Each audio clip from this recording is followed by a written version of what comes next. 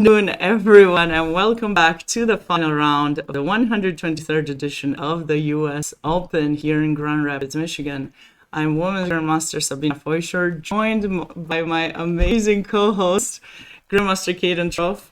Great to be here. Kaden, how do you feel for the final round? I'm really excited. I was looking at the pairings, and I think there will be some really good matchups, and Seven I players. think we're in for an exciting final round. We are in for one very likely, but even if we are not, there could be tie breaks.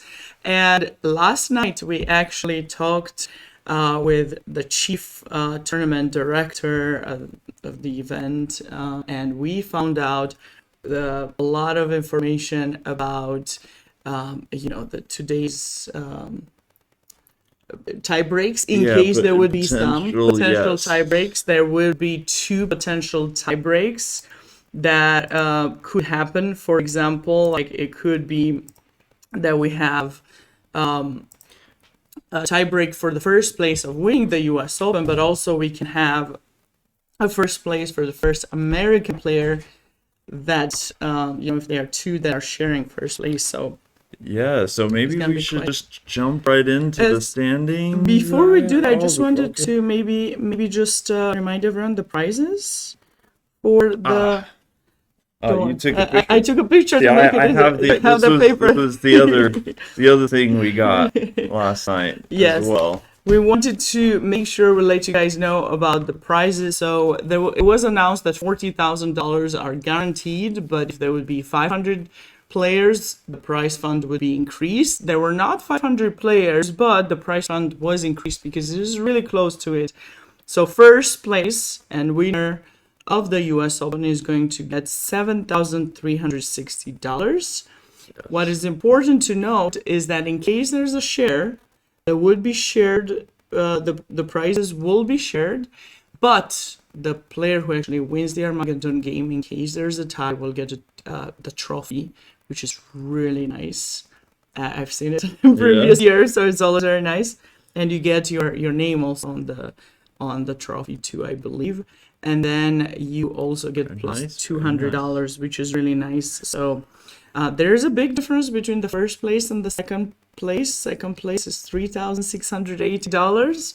So obviously, I mean, it's okay. I'd take that. we take I'd that. be pretty happy with that. Yeah, I know. But the prices do go down a little bit. But I love that this tournament had prizes for categories as well, for under 2400, Yes. 2200, 1800, 1600. 1400, 1200, and unrated. So a Yes. lot of the people were competing in the same tournament, but they're competing for individual prizes as well. So Right. while we don't see the games of some of those players, and unfortunately we cannot bring that information to you, we certainly hope everyone has had a wonderful tournament here and are excited going into the last round and will try their best to win a prize, because that's also something very nice besides having the chance to meet some of these great players. Yeah. Yeah. I don't know. Anytime I played in a tournament, I was usually there. Well, I was always. I should say Usually usually. I was there. always there for the chess, I and that see. was the main focus. I see. But it was nice when there was a lot of prize money, and it gives you that little extra incentive to play for. And yes, the different rating categories all the way down to unrated is quite good. I just like the format where you're still getting some incentive no matter what rating you are, but you have a chance to play some really high rated players. You really never know when all of a sudden you're going to be playing a I grandmaster know. I in know. a tournament like this. But even if you don't, it's probably the opportunity to, maybe if you see a grandmaster, stop them, talk to them, say hi, ask them for an autograph, ask them for advice. Ideally after their round, so that they don't feel that they get distracted from their tournaments. So, anyways, oh, you took a bye for the last round. I'm sorry about your kid. But it was great. It was great to have had you here. I hope your kid gets well soon. As for Definitely. us, we're gonna check out the standings first. So, as we mentioned yesterday, we have 7 players with 7 points, and that's kind of nice. You know, Perfect. 7 Perfect. is a nice number to work with. 3 of those players are American, and those players are Var Kobian, Andrew Tang, Jason Liang. Oh wait, 4 players are American. My bad. And David Brodsky. We have 4 American players with 7 points. Yes. And then we have 3 players that are not on the American flag, and those are Alexei Sorokin, Viktor Matvishin, and Srivachav Rahul. The players are put in order of their rating. Yeah. So this is not not spoiling anything on the tiebreak side. Yeah, and I like that too. You know, that kind of incentivizes people to play for a win in a way. You don't know exactly where you stand with your, exactly where you stand. In a way, it's a good thing. In a way, it might be tough because there's extra pressure if you see someone wins or if you see someone draws and then you don't know if I draw, do I have the chance to also qualify or play for that Armageddon game? Or am I gonna be one of those unlucky ones that doesn't get it? Yes, and for those that don't know, the first tiebreak is modified median, which basically goes off the points of the opponents you play. It's hard. It's hard to how do you create tiebreaks in a chess tournament? But that's their way of saying, okay, if your opponents have more points, likely you played people that were playing better, that have been doing better, and so you are just a little. I mean, of course, all these players would be deserving of a first place victory, but maybe just a little bit more I so know, I with know. that. And I don't know what to expect actually for today's round because, this is gonna be tough fights and try to win the first place, or are they going to really play, very aggressively till the end? I think you have to play aggressively because just keeping in mind that the Armageddon games will only be between the top 2 players on tiebreaks. And look at this, our 6.5 point group is all American players. So Yes. the what, 7, no, 8 players that are sitting on 6.5 are all American players. So you have to know if you are one of those players sitting on 7 points that these players with 6.5 are looking to fight. They're looking to have a chance to tie for first. As well, of course, yeah. Yeah, And so we don't know that we cannot see exactly what the tie breaks are. The standings do not show the tie breaks. The players are shown based on their rating. So that makes things more exciting.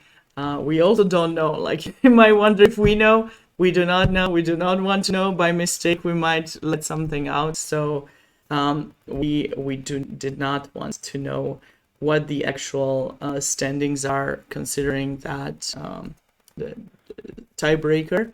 And yes. so now we can just, be here, enjoy the chess games, and you guys at home can root for your favorite player. Let us know who that is and which games you want us to look at. And now, Kaden, let's check out the pairings of today's final round of this US Open. Yes. Here is interesting.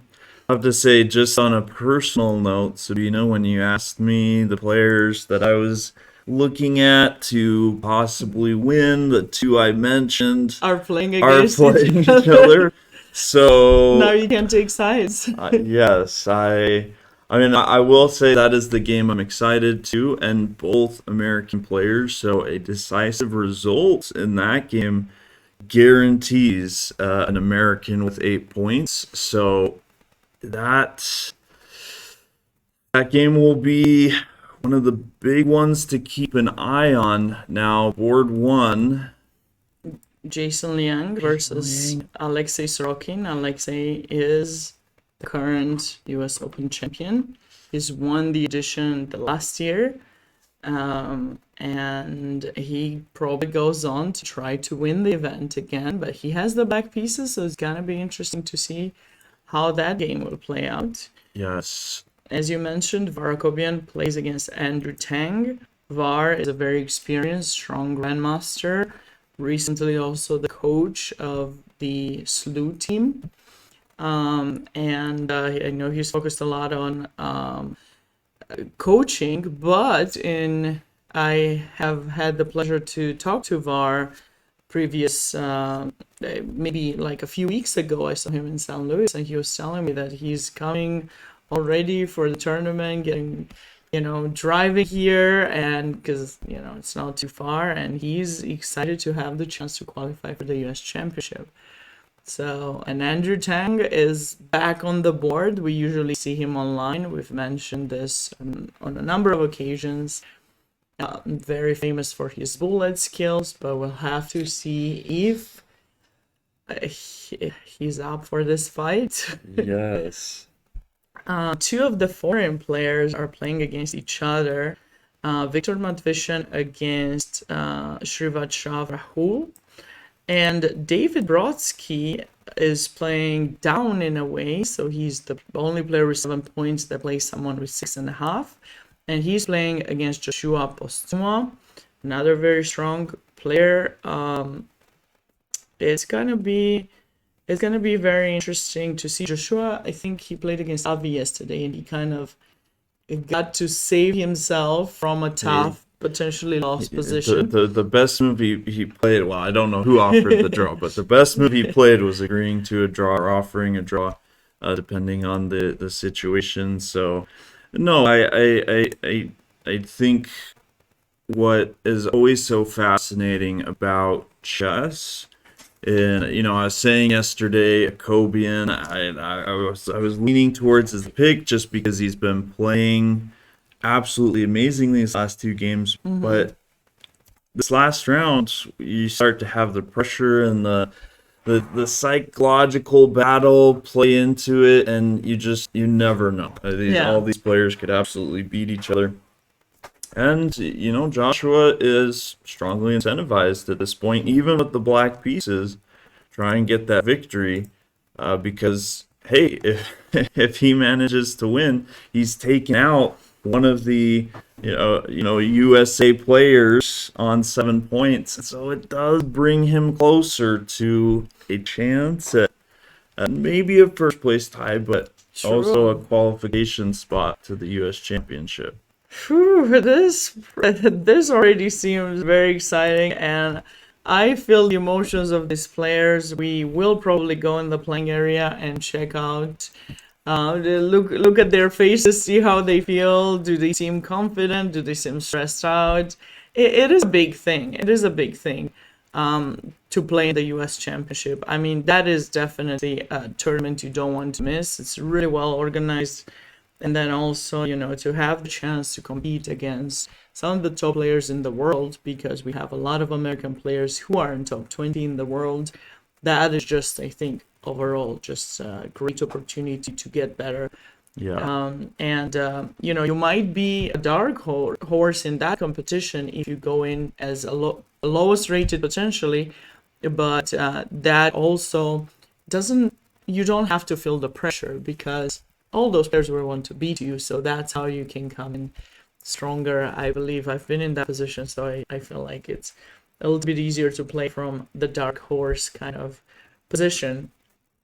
Some of the other players, of course, there are a lot of players with 6.5 who are still going to try their best to win and catch up with, in case draws are happening on the previous on the top boards.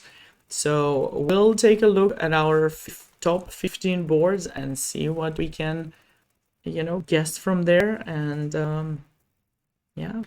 Yeah, and as a reminder, as always, if you have a particular game or player you want us to go check out. Let us know. Our focus, of course, is going to be prioritizing those top 4 boards with the 7 points. And then next, the 6.5 pointers that still have a chance to tie for first. So being the last round, that will be our focus. But still, I imagine lots of fun games and exciting stuff will be happening. Just to, show, I guess I'll just highlight it so everyone can see these. This is our top 15 all the way down. Some great players in there. And some ones that we've already seen before now have played some very, very exciting chess. But we do have some moves. We have some moves, so let's get into the games, Hayden, and see what's happening. Say Stuff says he guesses Joshua for the draw. He scored 6.5 out of 9 in the US Open. That's awesome. Yeah, that's You really Swiss solid. gambited with an early loss and then alternated between draw and win. Okay, that's nice. I love the Swiss Gambit just Yeah. because it's like, I lost early, but it's okay, right? Yeah, I came back. It's I just came the back. Swiss Gambit. Yeah, that is nice. I don't think I've heard that expression before. It sounds good. I'll be sure to use it in the future as well. Everyone plays in London nowadays. It seems that way. Yeah, it's so what's funny about the London, I was taught the London by my coach at the time back when I was like a 1700 rated player. Played it till I was about 2200 and then started playing the Queen's Gambit. Accepted. Now that I haven't, or just Queen's Gambit, it's not always accepted. I don't control that part. But it's interesting because I still sort of kept London as like maybe a blitz opening or bullet opening, just because I find it super easy to play in those fast time controls. And now with some of these top players, particularly recently it was played in the World Championship where Ding played it and won against Nepo. It's getting back in or becoming like a modern opening now. It is for sure. And also there are a lot of chessable courses on the London. I know at least of 3 of them that are there. Jobava London is a different one, and you place a knight in c3.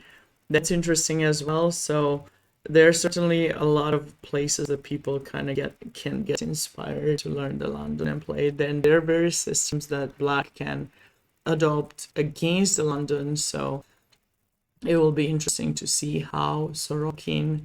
We already see how he plays his pieces. I'm actually interested to see this follow up because I'm often looking for new ideas. Sometimes you get bored of playing the same thing against the London, so you want to see different ideas. I typically play with b6, bishop a6, try to trade the light square bishop, but I see he's not doing that. So that's going to be an interesting game to follow for me in particular. Yes, and one thing I do want to say, because I know the London has also become one of the biggest chess memes. People like to make jokes about it, and I do think a lot of them are hilarious.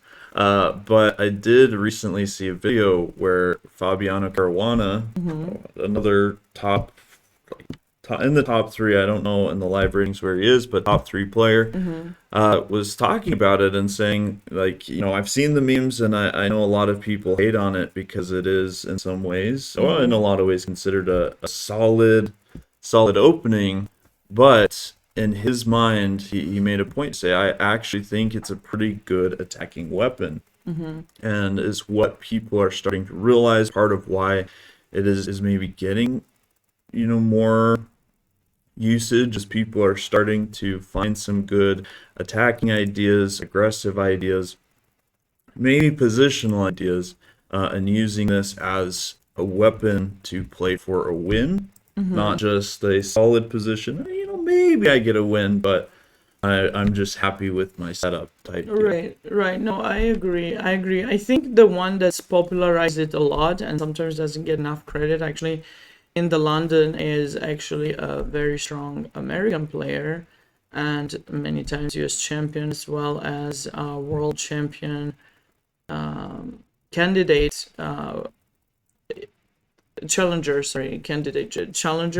Gata Kamsky. Yes. Gata actually has played a lot of this and has done a lot of analysis and has a lot of moves. And as we all know, in chess, sometimes it's hard to give credit to people unless you're actually getting their notes, because these days you can use the engines to kind of get to similar analysis.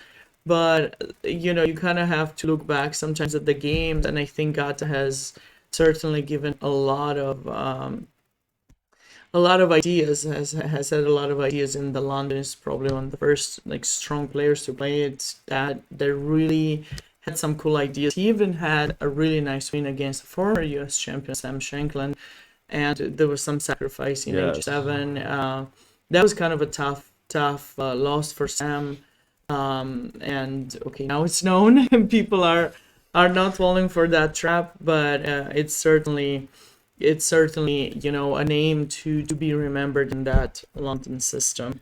Since you guys mentioned, it's nice to know a little bit of the history as well. So let's check out some of the other games. What openings the players have chosen to go for. Seems like some of the players are not at the board just yet, which is a little bit surprising. Yeah, so we do have some moves here in this Or game. two. Still pretty early, but So those- he chose the Ragozin. Andrew Tang has chosen the Ragozin against yeah, Bar. which I played Andrew Tang a few years ago now, quite a number, probably more than a few years ago now, and I remember playing into some things here, so I feel like Andrew Tang has been playing it a while. I will be interested to see the preparation battle. I feel like both these players, I mean, Akobian as well, I feel like has played this quite a number of times, if I'm not mistaken. So I would suspect both these players are not surprised that they're getting into this. And it will be interesting to see just whose prep wins out in the early stage of this game. Yes, I agree with you. But I mean, knowing that Andrew spends a lot of time, it will be hard for us to really know. But okay, maybe we can, maybe we'll be able to kind of figure out what's gonna happen in that game. Let's go to board three. Board three, Victor Medvedev's opponent Rahul Not is shown not up yet. has not shown up, which gets us wondering, does he know the round starts at 3 p.m.? I always get nervous whenever I see that for the player because yeah, sometimes you just get in such a habit of like these are the round times, and you know, if you've been paying attention or playing in the traditional schedule, it's like 7, 7, 7, 7, Right. 7, and then it's just boom, you know, Sunday is 3. 3, yeah, that's right. So yes, if you get a little too, you know, caught up in the usual time schedule and forget that last round is earlier, that can happen. I do expect he won't miss it. Yeah, that's a big But- loss if he does not show up for this. Is going to be a big loss for him. So for his own sake, we certainly hope he will make it. I just didn't realize there was a question from Say, or he was asking us about it. Say stuff. Yes, that's the game we're referring to that Gata won against Sam Shankland. All right, board 4 seems like it's getting spicy. Maybe that's a line I'm not familiar with. Whoa. What is going on in this season in Kaden? Let's catch up with the moves. So it should be noted as well that David Brodsky, it appears, showed up late. So his time being lower, not necessarily him being out of prep, but more that he just was a little bit late to the game.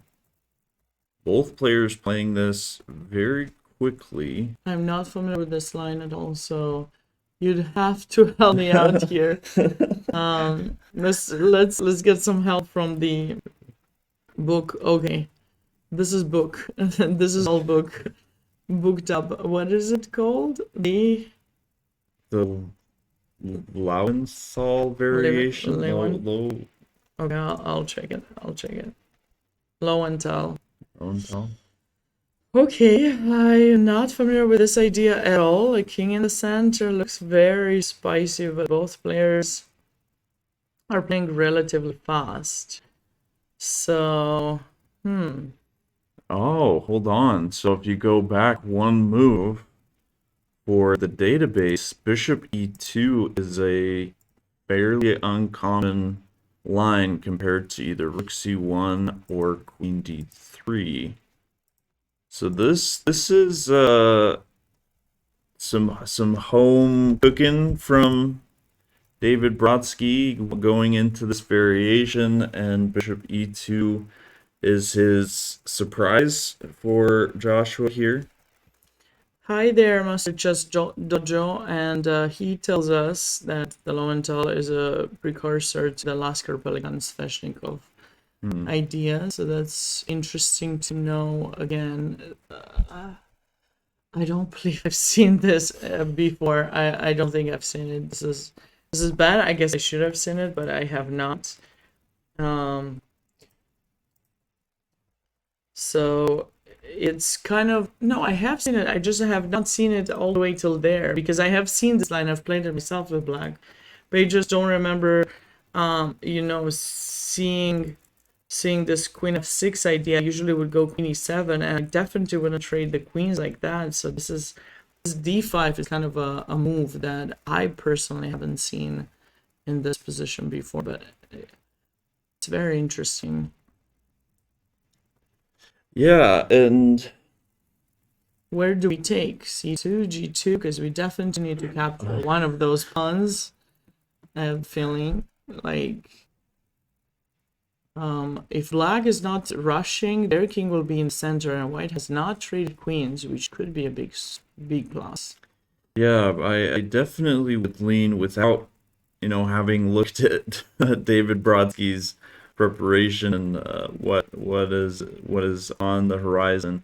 I don't like knight takes e2. I feel a bit worried about the king on e7 here. Maybe it's not a big deal. You just don't take on a1, but you get rid of this bishop, so there's no bishop c5 ideas. So we have to take, if you take the bishop, pawn takes, Yes, and and then... then Oh, are you sure that's... I'm not. I have the feeling rook c1, knight d5 could be getting... I guess if I go rook c1, maybe you play bishop e6. This looks sharp. This definitely looks sharp. David has doubled white. David has just won against Bryce Tiglon in the previous round, and now he got the white pieces, which is certainly like a plus to go into the last round, let's say. Yes, and it actually was something interesting when I was looking at the standings. You did have a lot of players that played white in round 8. So some of the pairings I imagine were influenced a decent amount by that.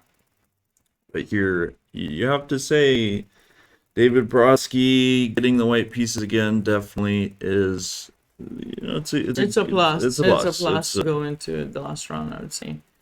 So he's got his big chance.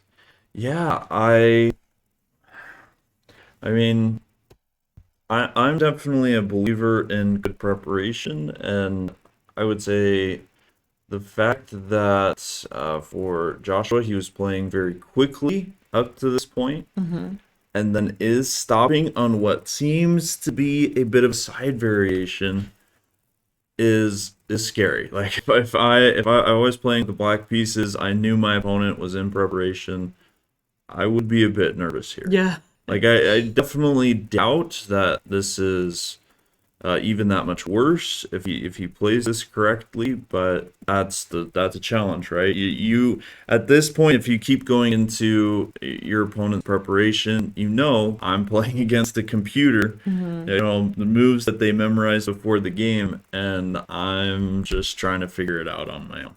Yeah. I really don't know how to evaluate this position at this point. I feel that it's eccentric, if I can Yeah. use that word. I can see that there were a lot of draws, but that's about all I see. Say Stuff says he feels like queen takes g2, rook f1, bishop takes d4 is coming, and I don't know what to do. Knight takes e2, queen e2, bishop g4, f3. So Yeah. the games that were played here that led to a draw, this is actually a really interesting idea, which I think is hard to find over the board. Honestly, queen takes g2, you force rook f1, and then you go back, queen c6, preparing knight takes c2, where the king now has to come to d2. And then I guess there's going to be some ideas of maybe taking on a1, playing knight f6, bringing the rook in, maybe a bit of a counterattack.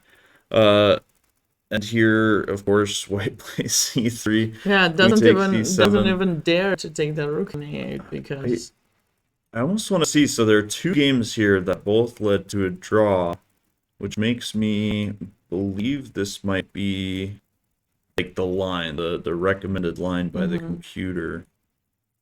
And both games are following this very well. Okay, this they went different paths, knight f6, king f8.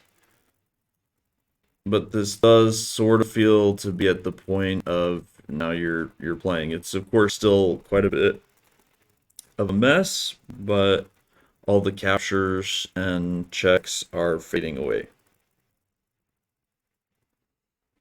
and who's better? Uh, A bishop pair. It has the bishop pair, but a pawn down. yeah. I don't know. Is black gonna make his way with that king somewhere safe? B7 is also kind of hanging at some point. It's like just a lot of hanging. This will be a game we should come back to. Let's try to catch up with some of the others. I'm really nervous for Rahul because he still didn't show up to the game and it's been half an hour. If any of his friends are in chat, you might want to start calling him and trying to get a hold of him. Yeah, that's really surprising. Not showing up would be really terrible. Would be a terrible thing. Anyways, going on to the next board. What we have Nathaniel against Ben Lee. That's an interesting kind of position as well. I feel like. The Catalan. We have been seeing a lot of the Catalan in this tournament, and this okay, d takes c4. So the bishop d7, bishop c6 is an idea in the Catalan that I think if you play the Catalan, you're likely familiar with, but in this position, I can't say I've seen it. Both players were playing very quickly Until here. until knight takes d4, where Nathaniel Moore has now slowed down. Yeah, US chess. We also hope he doesn't think it started at 7. That would not be fun. So, correct me if I'm wrong, but here, like, oh no, because for some reason I thought you had to play king takes, you can't play knight takes. The rook e1 check first, maybe? e1, Bishop e7. e7, yeah. Well, at least you won't castle, so that's a plus. So maybe we trade queens, and if you capture with the knight, try some knight c. Oh, but wait, I just placed my rook for knight c2. And then maybe knight e6 just to No. disrupt the pin. No, this doesn't look good. Imagine if you're playing against one of the American players to qualify for the US Championship on a forfeit. I know.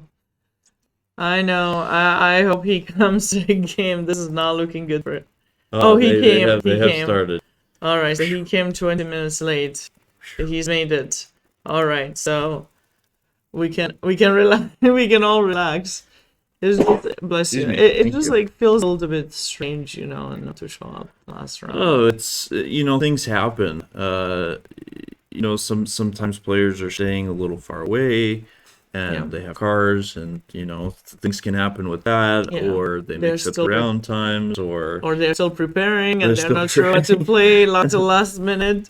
The pairings were posted a little bit late. It was a little bit late than like maybe 45 minutes or so before the round. So maybe they weren't sure whom they would play, so they had to spend extra time to, you know, get ready and so on. So it is raining as well. It is raining as well here in Grand Rapids. Kaden and I, we went to have some brunch and came back right before the rain started. Yes. I was worried I had to wash my hair, do something, but luckily it was all fine. It was just It was all fine. barely missed. Yeah, it barely missed us.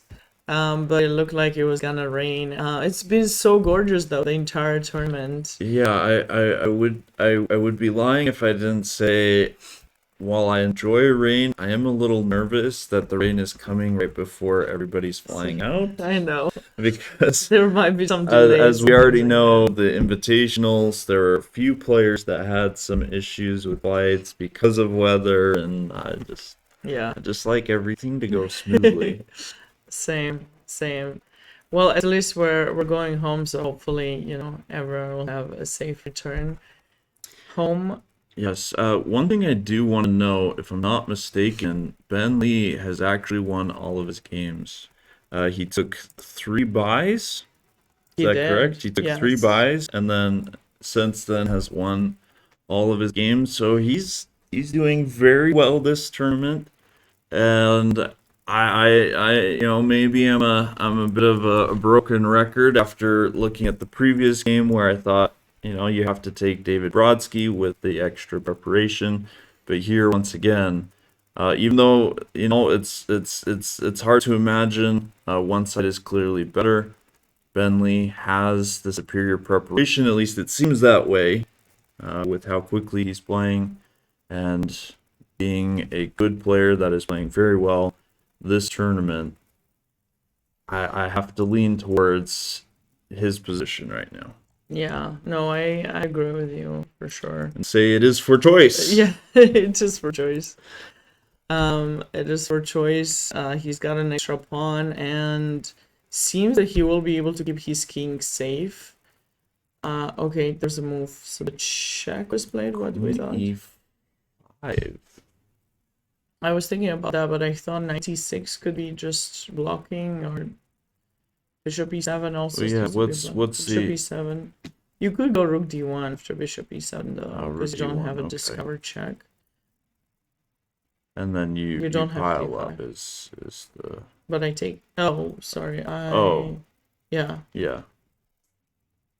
And there's no discovery because Yeah, knight e2, so- the queen comes back and protects. Knight f3, the bishop takes and protects. So knight e6 is probably the move that Black has to play in that position, not to allow being pinned and so. Yes. Here, bishop d6 next, castle. Knight e6 was played very quickly once again.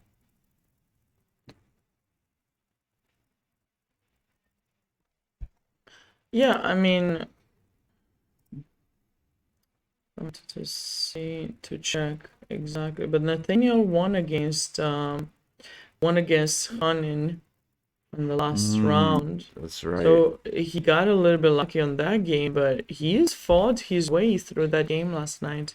We had that rook h4 move and sacrifice and mates and everything. So No, in a game like that, I think a lot of credit is due. Even though it does feel a little lucky, he still held on very well. The advantage that Sam had was kept within reason until the final moment. He found this really nice rook h4 idea and then converted the advantage very well. So resourceful and a very resilient player. that's for sure. And we'll be back to this game as well. Let's get Chamberlain next board. I thought it was just so interesting when the player played the Polish. And look at Shervish's answer. I do not know what's going on in his mind. He's played all very unorthodox openings so far in both the Invitational and the US Open. So we'll have to see how. I, It's not bad. It's not bad what's happening, but it's just gonna be interesting to see what kind of position will result from this unorthodox start of the game. yeah, Avi plays knight of 3 before quite a bit, and they both have played a3 before. It's interesting. Yeah, we got it. We gotta say stuff. We've seen a3 and a6 quite a lot in these tournaments. Ooh, don't know. we need to make a move. We need to skip back to the game between David Brodsky and Joshua Postuma because Oh, that one looks kinda scary. bishop. Wait, okay, so let's take it back. Bishop e2, knight takes e2, king f1, knight takes. So we were briefly looking at this, but the surprise move, Bishop h3 is, bishop h3. and he hasn't spent that much time on this. Does he want to? I don't know. What is going on, Keaton? That's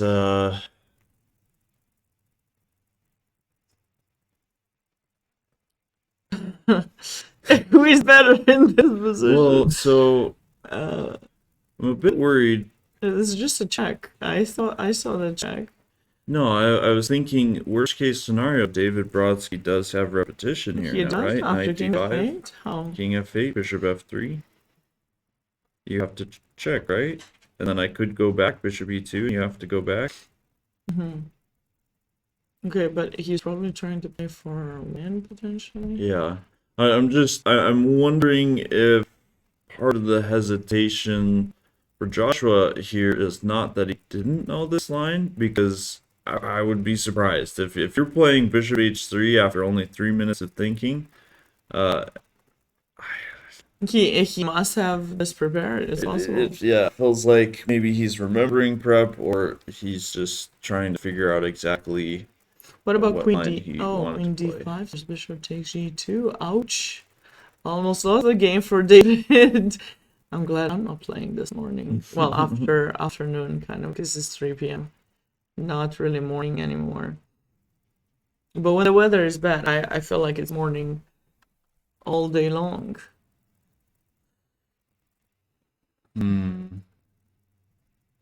Like bishop f3 right now would be bad, right? Because it's just queen c5, queen c4 check knight, and then black will stay with at least one extra pawn, if not two, by capturing in g2 check first.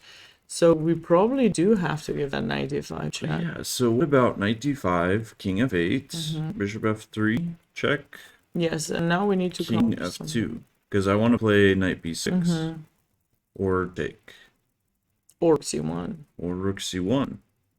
Got a lot of ideas here for white.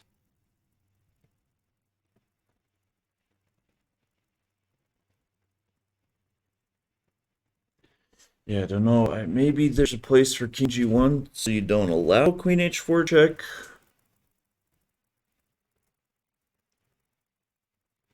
You think queen h4 check now, but we No, played I was saying after like rook, or thinking after like rook c1. yeah, well, we have g3. Right, but then we're not attacking the bishop anymore. True, true. Mic problems. Hi, John. Hi, John. Wait, some issues with the mic? I don't know. Did you hear? Are you listening to us? See how it sounds? Hi, hi, Howdy. John. Like, great to see you. Hope you're doing well. Thanks so much for all these raids the past couple of days. Yes, much appreciated. I do not know what's up with the. It's probably my voice you hear. I've been talking too much.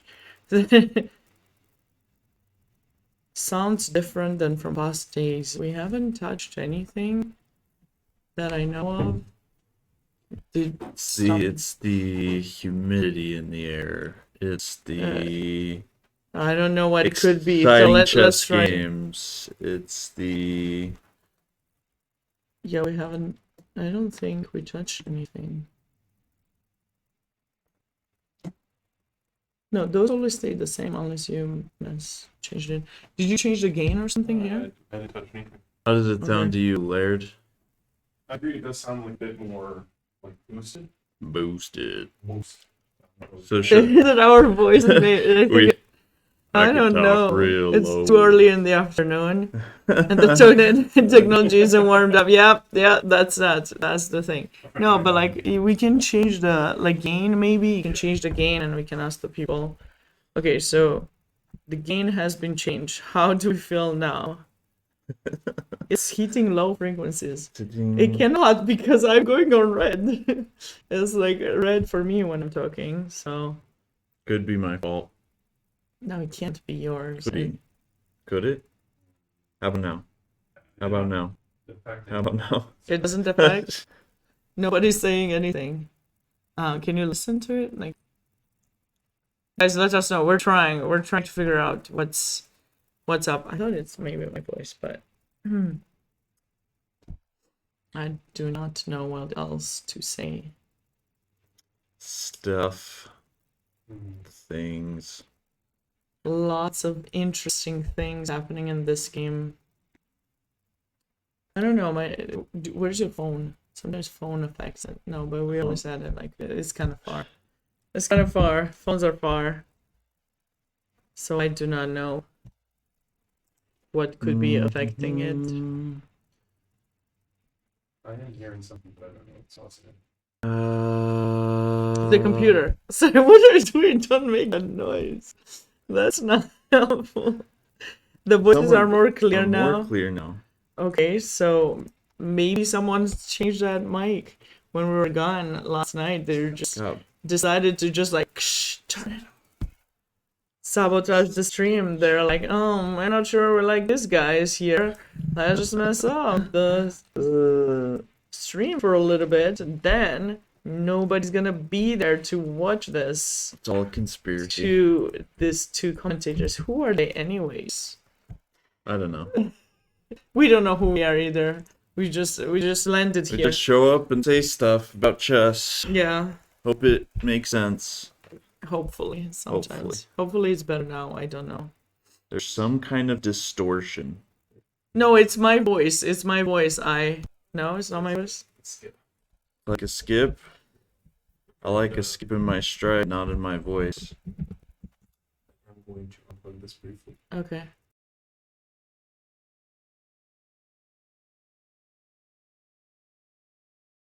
Oh, you have to. Okay, now we're back. It's still there. It's there. Might be using the. Let's see. No. We're using that for sure because when you unplugged it, it was there. How about now? I need more. No, he No, was no, making yeah. fun. He was just making fun. It sounds technical issues, not your fault. Better? Is it better now? Better? Okay. Laird says better. All right. Aha! I just needed. Okay, great. the- Feel free to clip. Feel free to the- clip anything interesting, John. Good old fashioned unplug and plug.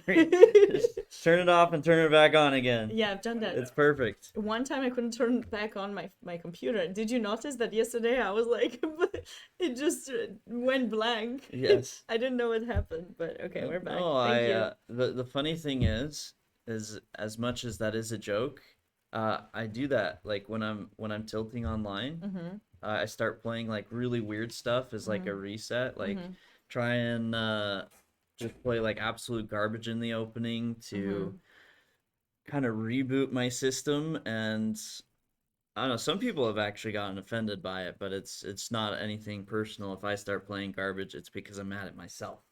Oh, no, I thought when you said you reboot the system, you're not giving them a rematch, so that's why they're mad at you. Oh no, I'm generally willing to play way too many games with people. Oh. Only when I get annoyed and someone keeps beating me. That's when I get. Otherwise, I don't give them rematches. When I Caden play sounded online. like he became a pack-a-day smoker overnight. Oh no. Pack-a-day keeps the viewers. Well, I thought it's because I've been feeling my voice when I record the Instagram posts. Yeah. I can tell that my voice has been affected the past few days. I've talked too much, but it's also the weather. But I also have been talking too much. I tend to talk much more than I should be talking sometimes. No, you're So, you're we're talking good. the right amount. Your voice just can't keep up. That's Yeah. Yeah.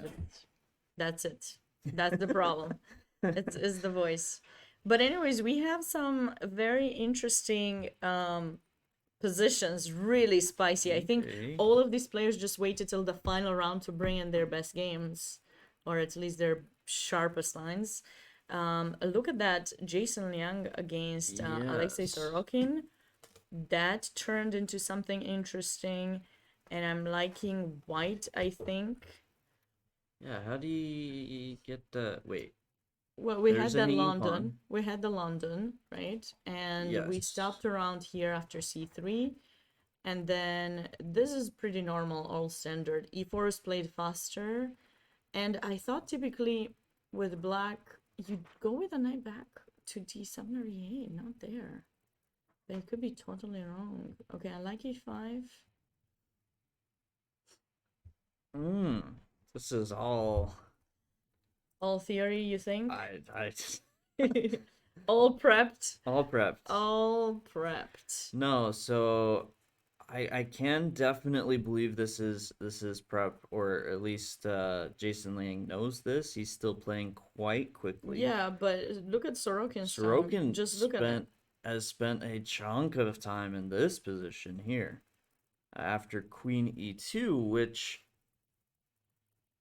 I feel like there's a No, I like Winnie too. You don't there's like this- Winnie too? No, I like it. I just I do. If You're if wondering I'm about black the here, I pawn? am I'm a little worried. When I play the London, I absolutely love running my H pawn, going for an attack. I love playing it aggressively.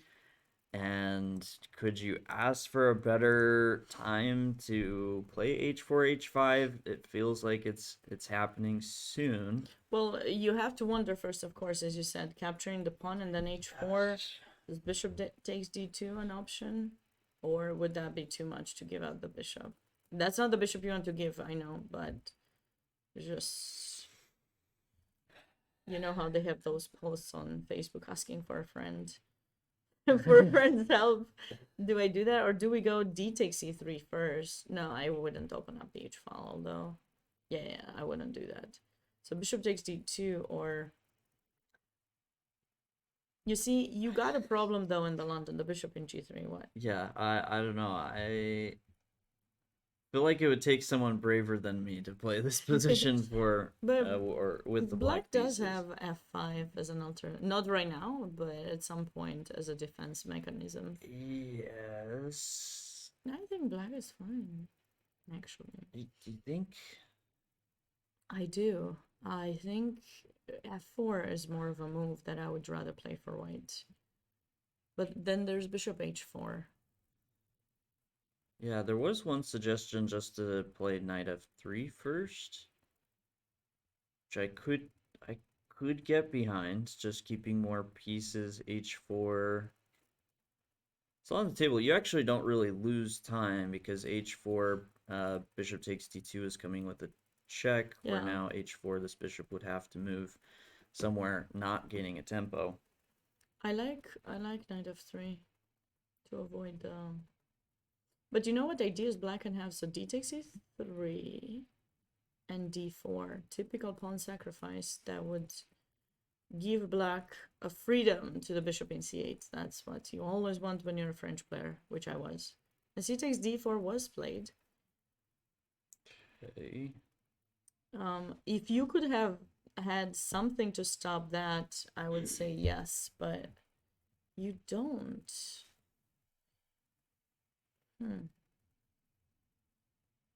So if I like I Take. take I take back. and then I take on d4, not really stopping it, but maybe trying to discourage it because of Okay. queen e4. Yeah, I saw it. I'm I saw it. just vocalizing, you know. Oh, that's fine. No, I mean. Oh, h4 was played quickly. Uh-huh. Okay, but here, maybe rook d8. Would I have time for rook d8? Or you go h4 and then completely silly, but queen h5. Yeah, queen h5. looks silly, but terrible may pawn work. structure, but maybe somehow I get some pressure on d4 and okay, I don't need to go queen h5. I can just go back to e7. Well, I mean, if no, you, but d4 will be hanging. I mean, yes, I also but have queen b4 check. I'm trying to go from the other side. it's fine. You can take all my pieces. No, I, no, no, I no. only Queen b4, queen takes d4. What are you saying? You're giving me too much. Or knight takes. Wait. Knight is even. yeah. No, When you have so many good options, you gotta take your time. H4 Well, and bishop e7 was played quickly. Okay, then we certainly are not understanding the plans here. He's definitely gonna take in c3 and d4. I mean that. I'm sure that will happen in this game, one way or another at some point. Looks very spicy. Yeah, but how are you not I don't see a threat. losing h5? Like you have nothing. It's just a pawn. He played h5. Yeah. It's just a move. You know, there was this clip someone, you know, it was when Maurice, I think, no, who was doing commentary. Someone was doing commentary, and then someone was asking, "Is this a move?" And then I think it was Christian Kirilla. He's like, "Yeah, that is a move." And everyone was like, "What are you saying? I'm just obviously asking you because you're in front of the computer. I'm just asking you." Is that the move? That is good, but then yeah. Well, so just You like white, I get I it, like but white. I've played this types of positions. So I taking c3. Okay, let's see. okay, take. Yeah. Yeah. Yeah. Yeah. Okay, take. F takes. F takes. Rook h7. Absolutely. I saw it. 100%. I forgot that you can actually do that. And you actually have made my bed terrible. I've been too aggressive. Fine, I take in c3, obviously. Let's see your mate. Don't think I Have it just yet. And if you go bishop g6, Oh, I yeah. will take in d2 with the queen. With the queen. yeah. I know. Oh yeah, that's an option. You were excited about your mate, but no, I won't let you. I won't let you have that mate. You could probably, you know what would be funny if actually Castle Long would actually work here. That would be brilliant. Wouldn't it be brilliant? No, I'm serious. Try it. Try it out. I mean, think about it. Takes in d2, then you go king b1, and then maybe no, it's too slow. I But feel like I could see it, but to me, rook d1 would be better. Keep the king on e1. hi Noir, how are you doing? Great that you're great to see you here. What happened to Ginger's pension? I don't know what happened. I don't know what happened to it. I don't get that joke. It's supposed to be some kind of joke. Do you get it? I'm really bad with jokes, so I need to ask twice, and then I laugh at myself rather than the joke if I ever laugh. Oh, that sounds like Ginger GM? Is he talking about Ginger GM? I'm not sure. it sounds like there's some controversy there Okay. that I haven't heard about. So Okay, it's fine. Let's just focus on the hey, chess. look, This I position get is really I'm exciting. the Just rando. go... No, I'm the rando GM guy. No, you are the Ginger GM. You're No. the new but you're not Ginger, I'm not so I Ginger. don't know. He's No, not I'm Ginger. I'm the rando GM. Round up? What? Random. Oh. No, he said rando. Yeah, that's Hmm? random. It's the same. It is the same. You're a random GM. Uh-huh. Oh no, you're not the random GM. So let's go to Long Castle. What is the US chess stream planned? I do not know. For sure there will be K through 12 championships in December, but I mean there's gonna be a Pan American championship, but I don't know if there would be stream for that. That would be nice actually. If there were. Randa GM was US junior champ. Yeah, he was. And I think world champ too. World, was it under 14, 16? Under 14. 14. This was the old line I looked at, but one engine hates this line for black now. Oh, okay. We haven't. Oh, maybe that was. He's given us a very long line. You want to go through it? H5, G5, knight f3, d takes c3, e takes F5, f5. E takes F6, Queen takes F6, castle. Wait, what? I think it's another game because Ah, no, I think that's another game. Some bishop H6 idea. okay. I was gonna say I was queen like, takes f6 is no, not but H5. Let's go back to that because really, didn't you like the long castle idea? It would be so brilliant if it actually worked. I find myself quite. Okay, fine. I don't do long castle, but listen. Just let's No, just go. as I was Let's just saying, go for I like. queen. Bring the queen. Like, can we go queen e4 or something? Queen g4 better?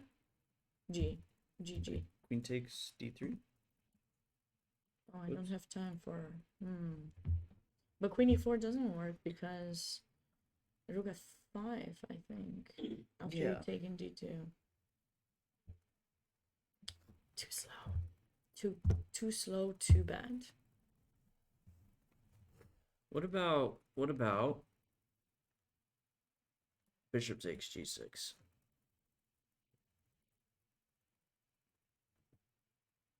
But I still don't see. I mean, you also could just probably play knight b3 after d takes c3. But yeah, bishop takes. And a pawn takes? Queen, Okay, queen g4, G or E? g4. So I want to play queen h3. No, I was just thinking rook f7 and trying to cover with the rook.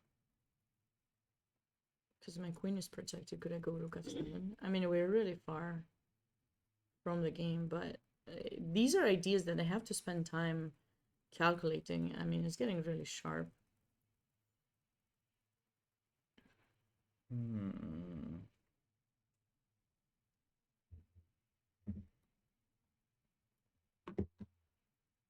Rook h6.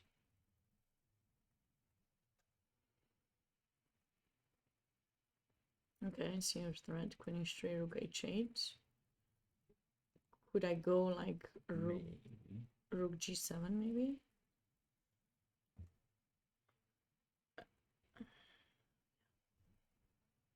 Actually, I have an idea as well. Yeah, go. Bishop g5. Thank you very much. Oh, I really wanted to make yeah, I mean, I think a black is probably okay there. I think rook takes. This is what I'm on board with now, and just rook or knight b3.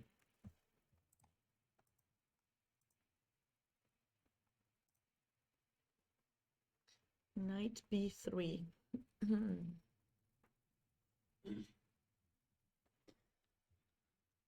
What about knight d4? You want to go queen g4 now, right? Yeah. So, how much extra material do I have right now? Just a pawn? Just one pawn. That's not nearly enough. It is not enough. I wish I had more. Knight.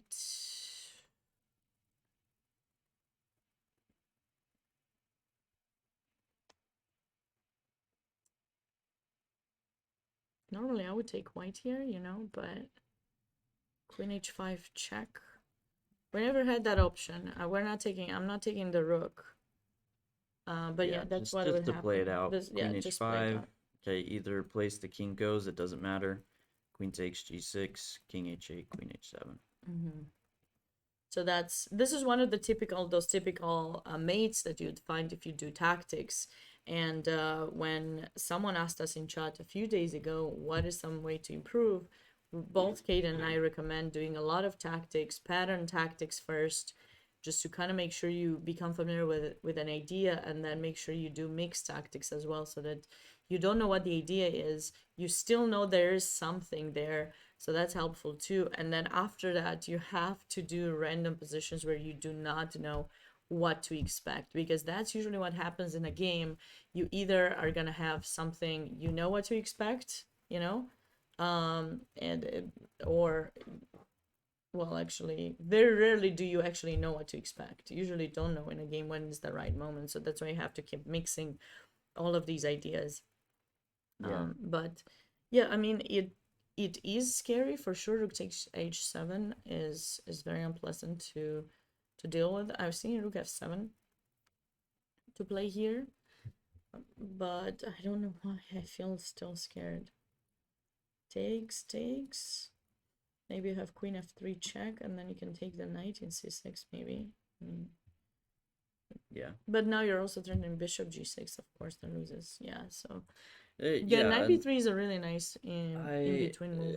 just overall, this looks quite dangerous, and it still seems like Jason Liang could be in preparation here, where Alexei Sorokin is completely new to this position on his own. He's also burning a lot thinking of now. time. Jason does have more than 30 minutes than his opponent. What do we think about an idea like g5? It's probably not good. It's not gonna really keep the position close, right?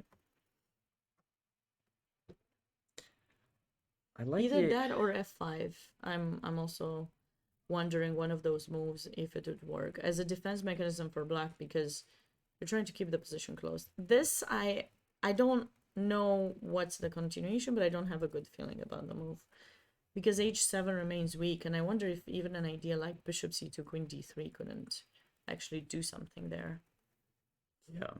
Yeah, that is, I would say, my big concern is just how weak this is. And it doesn't look like black has any quick solution other than playing f5, f5, yeah. but that has some of its own drawbacks if So position what if opens I up. play f5 instead of g5? So, oh, he played king g7. King g7. Wait. Wait. H takes g6 rook h7. Oh my god. No, h takes. Still. Yeah, that would be... Oh, that would be terrible. Wait. Still. That cannot be good for black. It cannot be good for black.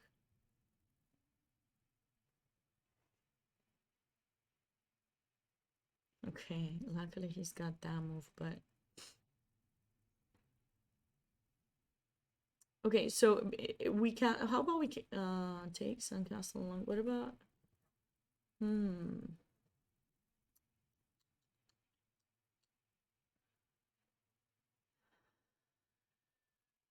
Okay, chain. This game reminds me, there's this game I don't know how famous it is, but I've used it recently quite a lot to teach. It's a Judith Polgar game against Berkesh Ferenc Berkesh, I think, from 2005 or something like that. It was a French with knight c3, and she just sacks a piece, and she totally wins. I'll have to show you that game. I don't know. It's a really nice game, and she has a way to enter with her rook and the queen and just checkmates, or well, she has a checkmate idea, and then her opponent has to sacrifice the queen. But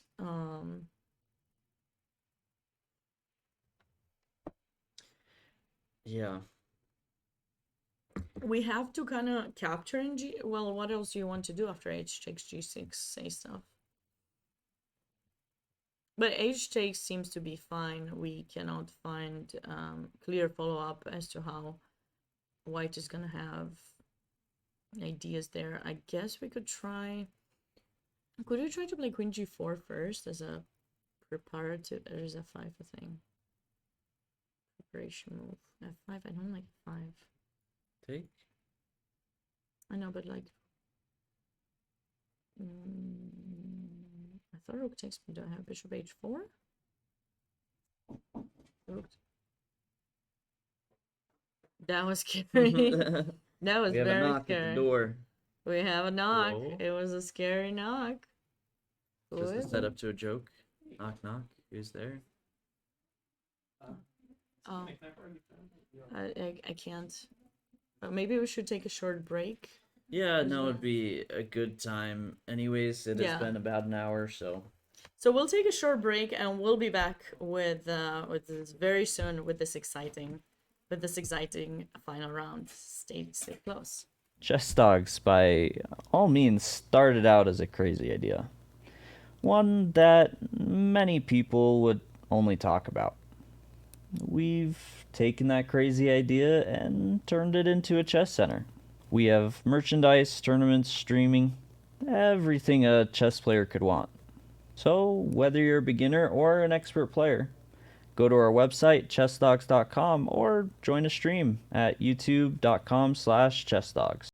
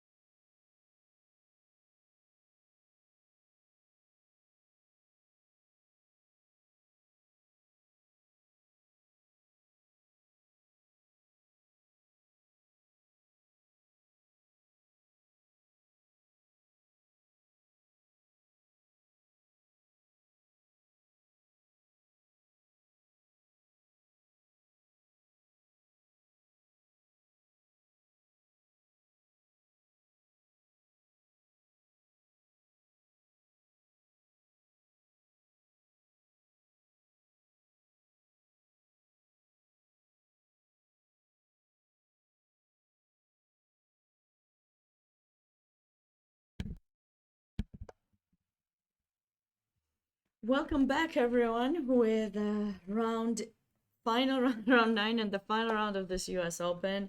As we were getting ready to go live, we saw there was a result, and Kaden and I have seen this a little bit earlier. Yes. So guess I'll take it back to that moment we last saw it around Queen E5, Knight E6, and here it got into a tactical mess that did not go well for Nathaniel. Looks like it was still preparation for Ben Lee, but here he just continued to play well, and maybe the only chance for Nathaniel Moore here was to play h4 in this position, threaten the knight. If the knight goes back, you're taking on g4. Okay, the computer still says it's slightly better for black, but after rook fe1, he then played h4, but now bishop c5, where this f2 pawn is weaker, is a big issue, and very quickly bishop takes f2, h6, trying to smash through. Bishop h3, and the final blow, rook takes h3. A really nice combination where after king takes h3, knight e3, cut the king off, and queen h7 will be checkmate. So Daniel Moore threw in a few. I called these spite checks. I don't know if that's what everybody would call them, but throws in a few checks and resigned. This was a very exciting game, I gotta say. I'm sure Nathaniel is not very happy with this game, but you gotta give it to Ben Lee for, having pretty much everything prepared, like looking at their times. Yeah. He barely spent anything. He's had a lot of stuff prepared, and rook f2e1, as you said, huge blunder. And wow, we said black was for choice there, but we didn't think that he would win that fast. This is just minor piece attack. Brilliant minor piece attack. I love that. Yeah, and Ben Lee took 3 half-point buys and then won the Yeah. rest of his games to be our first person on 7.5. So some people that can still hit 8 points, but currently is in the lead. Most likely to change, but currently Yes. pulls into the live standings. Will show him at 7.5. Really, really good tournament for Ben Lee, and some very good play all around. Yeah, wow, I don't even know what to say. It's a brilliant game and finished so fast. For us, it's like about an hour, because, it finished in about an hour, 10 minutes or so, and a lot of it was a lot of the thinking for Nathaniel, but he couldn't come up with ways. So congratulations to Ben Lee, and we'll have to wait and see if he's given himself a chance to potentially qualify at this moment. He's the highest rated, but of course we have some Americans playing against each other, so at least he could be shared. We'll have to wait and see. Yes. For that. Nothing else has happened in the game between Jason Liang and Alexei Sorokin since we left off. Going into the playing area, I did notice that Jason was spending quite a little bit of time. He had a lot of time, did not expect that King G7 move. And yeah, we'll have to wait and see how he plans on improving his position. Yeah, and I mean, you don't imagine this is winning. Like, it's still a game maybe slightly better for Jason Liang, but this is sort of that moment where he has a lot of big decisions to make in the next few moves, where he wants his pieces, castling, any potential tactics or tricks he can try and get. So a very understandable time to spend, but it will be interesting to see what he comes up with. Yeah, for sure. Okay, let's go on board 2. Vara Kobian against Andrew Tang. That should be a very important game as well. And I don't know why that seems so familiar. I think I've played that kind of line myself with the black pieces at some point on a different move order. Yeah, but it kind of transposed. So capture, bishop back to d6. This Ragozin is very interesting. Queen c2, and now we kind of transpose as if, you know, why just play queen to c2 directly. And how do we feel about this position? White will have the center, will have the opportunity to go for e4 at some point, but I'm not quite sure. I don't know. I'm eyeing an idea like b5 because you know, you want to put this bishop on d3, but then knight b4 is not going to be a happy day. You do not want to lose your light squared bishop with how open the light squares are. So I think b5 and bishop b7. Kind of like Andrew Tang's position. There's also some ideas of e5. I kind of imagine maybe somewhere that's why Kobian played h3, because you get e5, and then if you avoid it, you have to watch out for e4, and if you trade, knight takes, and so there's just a lot of pressure on that h2 square. So I don't know. What do you think, Sabina?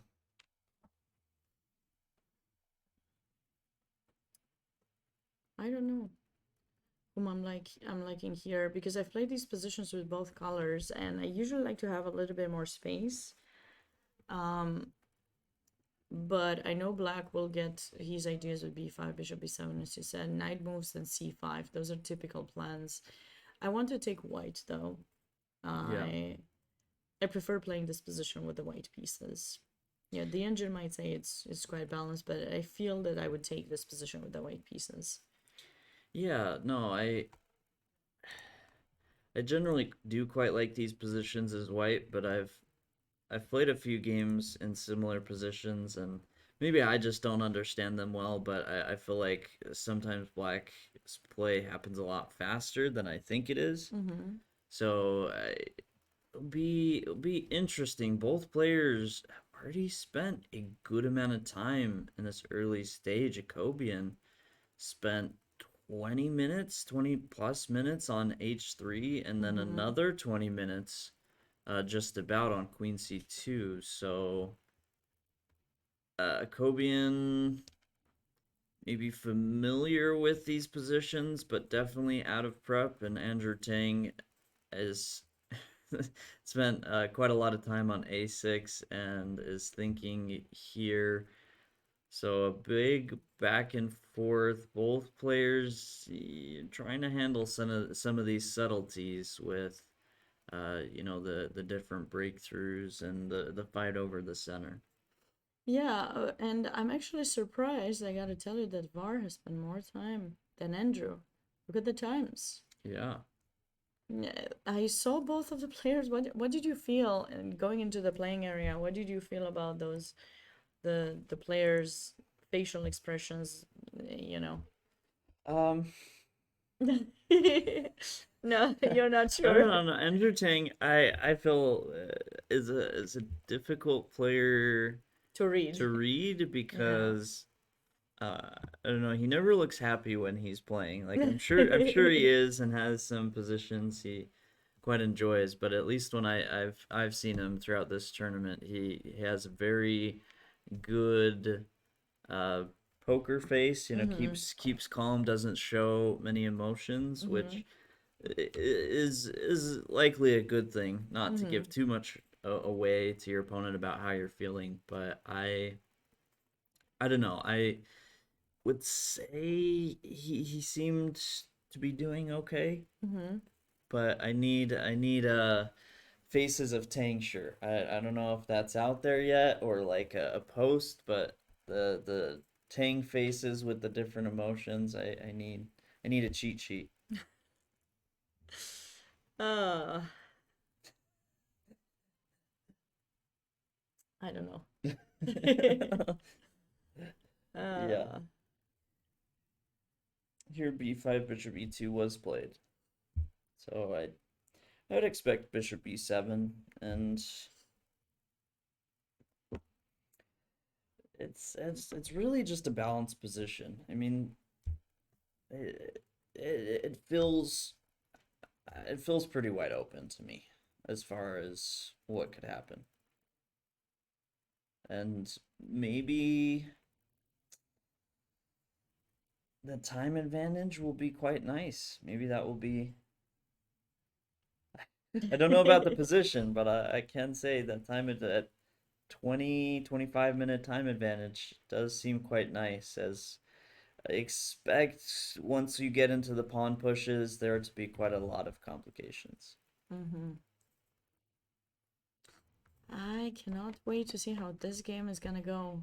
I can't take any side. I mean, I know VAR more than Andrew, so obviously, like, you know, VAR has also like helped me. He was the coach of the Olympic team one at some point, and you know, I have this funny story. Maybe the chat would like to hear.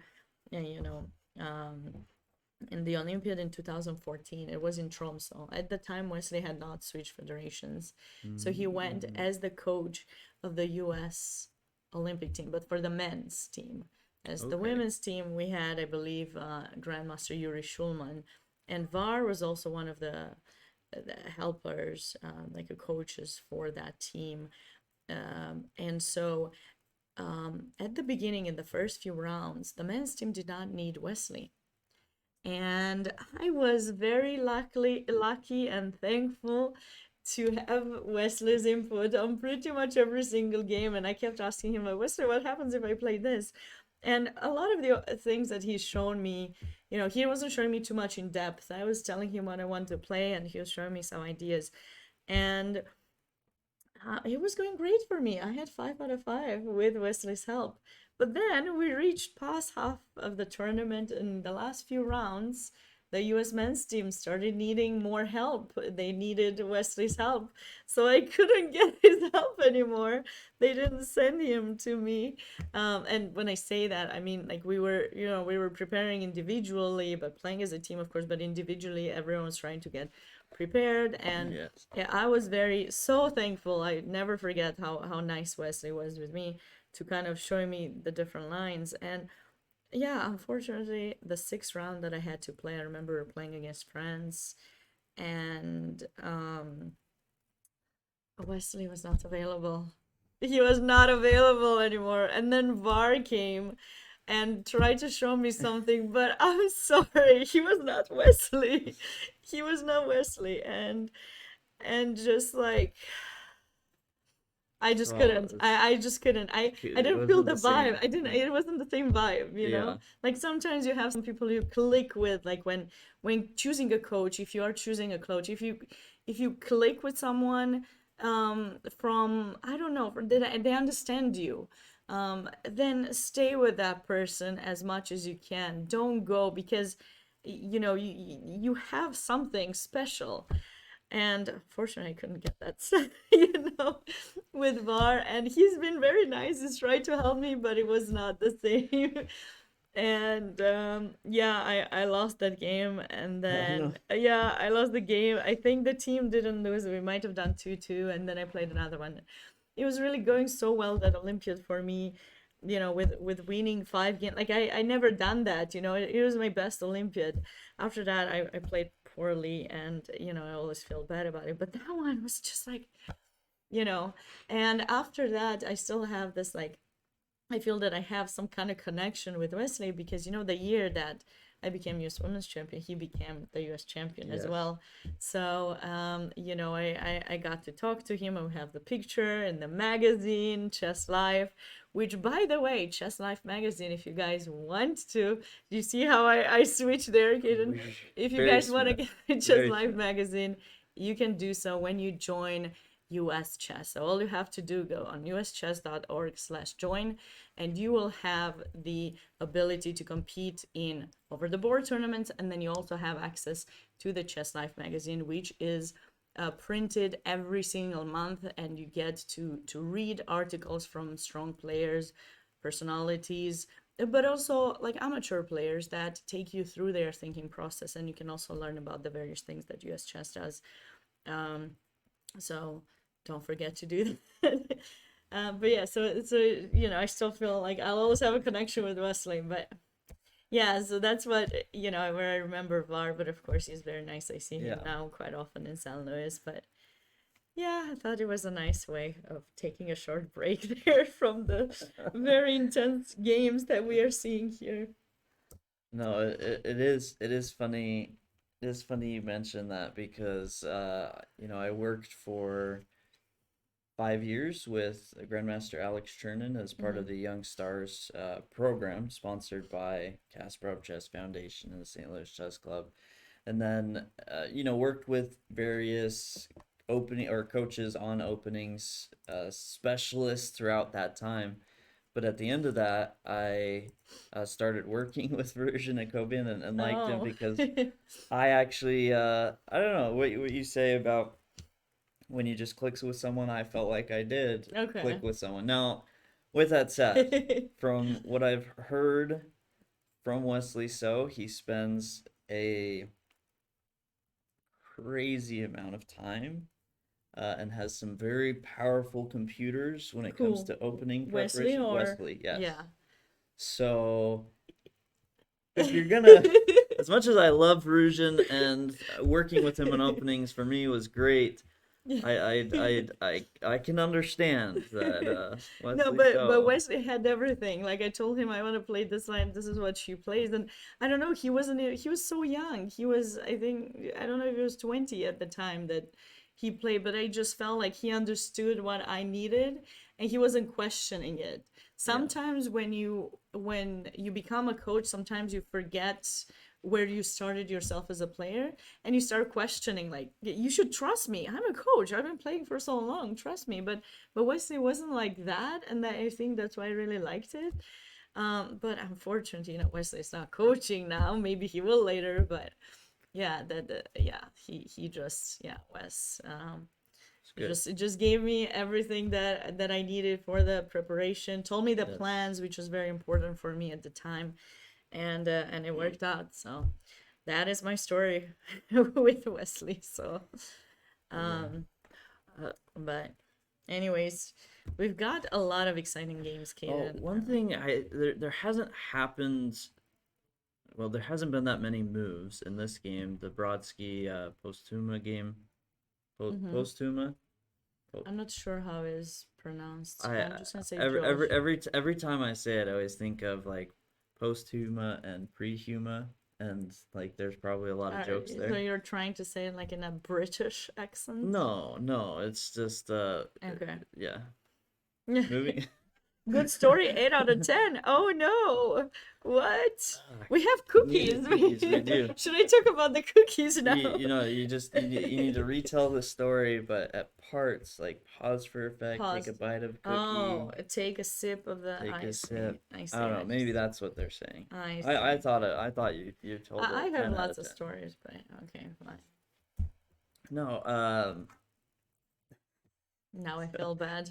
Disappointed I only got an 8 out of 10, you know. I always go for 100%. Not a huge fan of B grades, you know. B was not in my vocabulary. I thought it was 10 out of 10. Good story. Thank 10 you. out of 10. Great story. So last we saw in this game was this moment with Bishop H3, and they did play what we talked about here: King G1, Rook D8. This was all stuff we were sort of considering. Queen H4. And the reason I wanted to bring up this game, okay, not a lot of moves, but in talking about players and just going in the playing hall. Oh look, you got upgraded to a 9 out of 10. But I should bring some tears too. I don't have Wesley anymore. Maybe that will add to the emotions. No, but finish your story, then I'll continue. Oh no, I was just saying, in this game, David Brodsky looked noticeably nervous, in my opinion. No, but you don't know David. I mean, you don't know yeah, David, and he always looks a little like in the zone, I would say. Yeah, I have stories about David Brodsky too. If you want me to say, maybe that's gonna upgrade me. It's not stories, but I am thankful. Last year, I was the social media person for the San Luis Chess Club for the U.S. Junior Championships, And David had a tough tournament. He's had, I think, a nice win. I forgot whom he won against, but he had a nice tournament.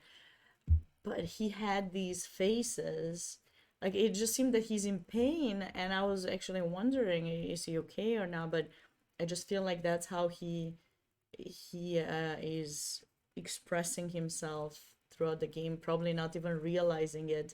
But I've seen a lot of pictures where it seems that he's in pain or something. I hope he's not physically, that there's just something that's not shown. But anyways, he does, you can't tell from that face. You just think he's Yeah. always doing badly, but he might just be totally crushing. So I think that's just how he is. Okay. So that's, I think he's hard But- to read. He's probably very But hard would to you read. agree? Joshua looked pretty calm. More relaxed. Yeah, he looked quite calm there, sitting on the chair, like, bro, what's up? Play this game. He did Yes. stay like that. Like, He I did. felt like he was just like a relaxed vibe. Like, I'm comfortable here if I'm winning. Cool. If not, that's okay too, you know. Like, if I beat this guy, then I have some chance to maybe qualify for his championship, you know. If not, you know, no, didn't you Yeah, get the no, vibe? I I got a agree. chill vibe. No, it's From very, him. very appropriate. Comment. Imagine if we would actually, do you think that if we would be doing this, you know, 30 years from now, you know, be doing commentary for various events, do you think we would have stories kind of like Yasser has to say, or would we have to keep working on our, you know, bringing them to the audience? I honestly believe Can we get no close one to has him? as many stories as Yasser. I just don't think. I don't know. We Maybe can't. I'm wrong. Yeah, I maybe just we don't would think get it's maybe we possible. would get like 6 out of 10, like 6, and on a scale to 10, Yeah. Yasser is 10. We might be 5, 6 there. Yeah. He's got a lot of Yasser- stories, but we'll try to collect them. That's what we have to do now, Kenan. Just Right. collect all the We gotta- stories and just kind of learn on our deliveries. Just make sure that delivery is on point, so that people are just like, Yeah, you know, maybe like, maybe yeah, 30 maybe years can- from now we'll be talking about Sharvesh and playing A3 and A3. losing a bet and Yeah, maybe he would still be A6 playing and- then, and who knows? Who knows? be talking about.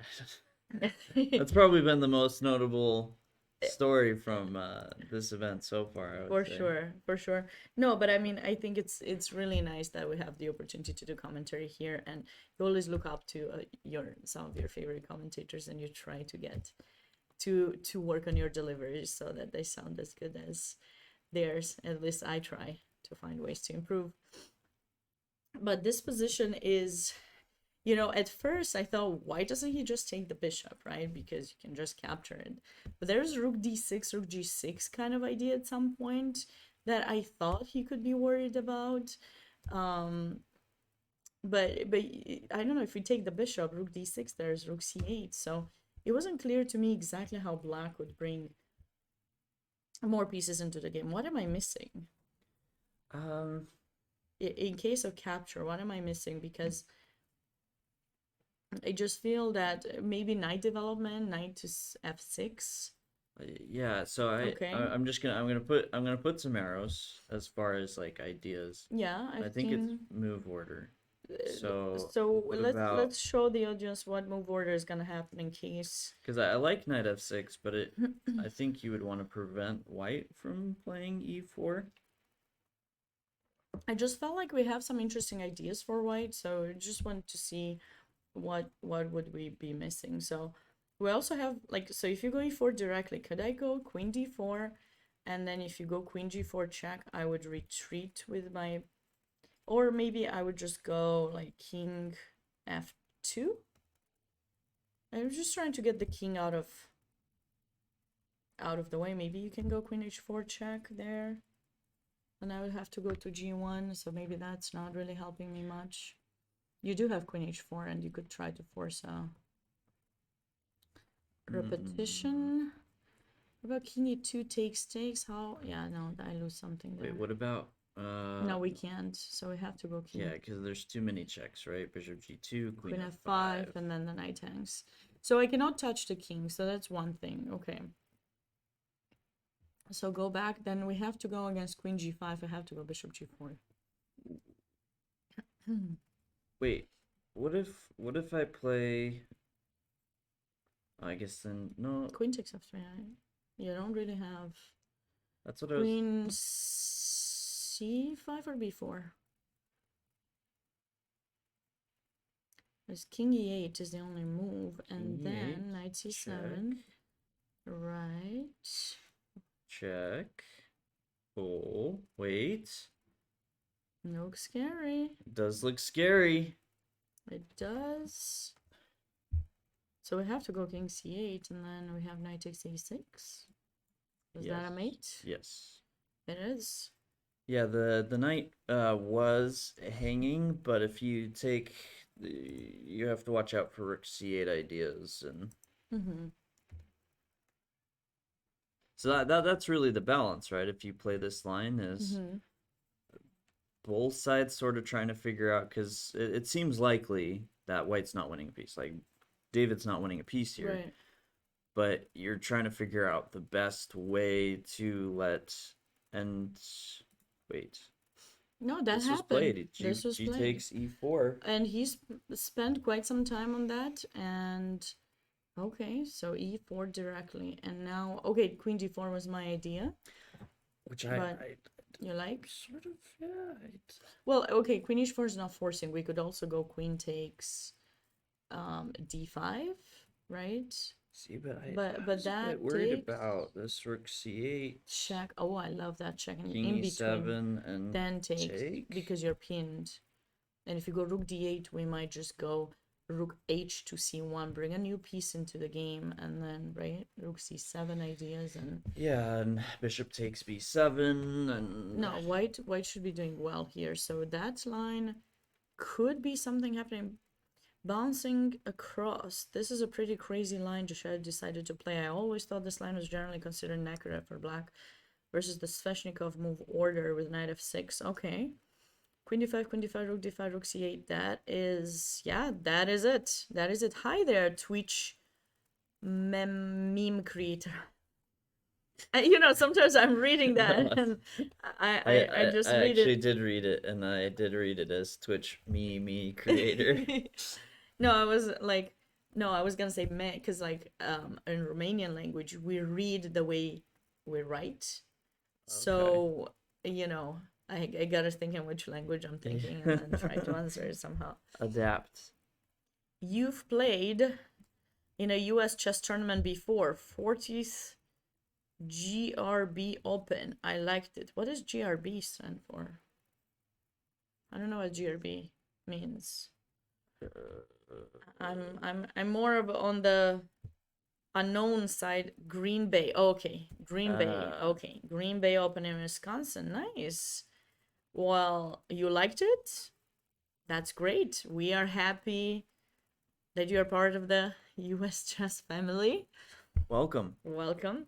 And very greatly appreciative that you are here with us today. If you haven't done so yet, feel free to follow US Chess on all their social media accounts, Instagram, Twitter, Facebook, and here on Twitch. It'll be greatly appreciated, and hopefully it will incentivize the idea of having more of these streams, more commentary for the various tournaments that are being organized throughout the year. So we would love it if you would support us in any way you can. Okay, so how are we doing?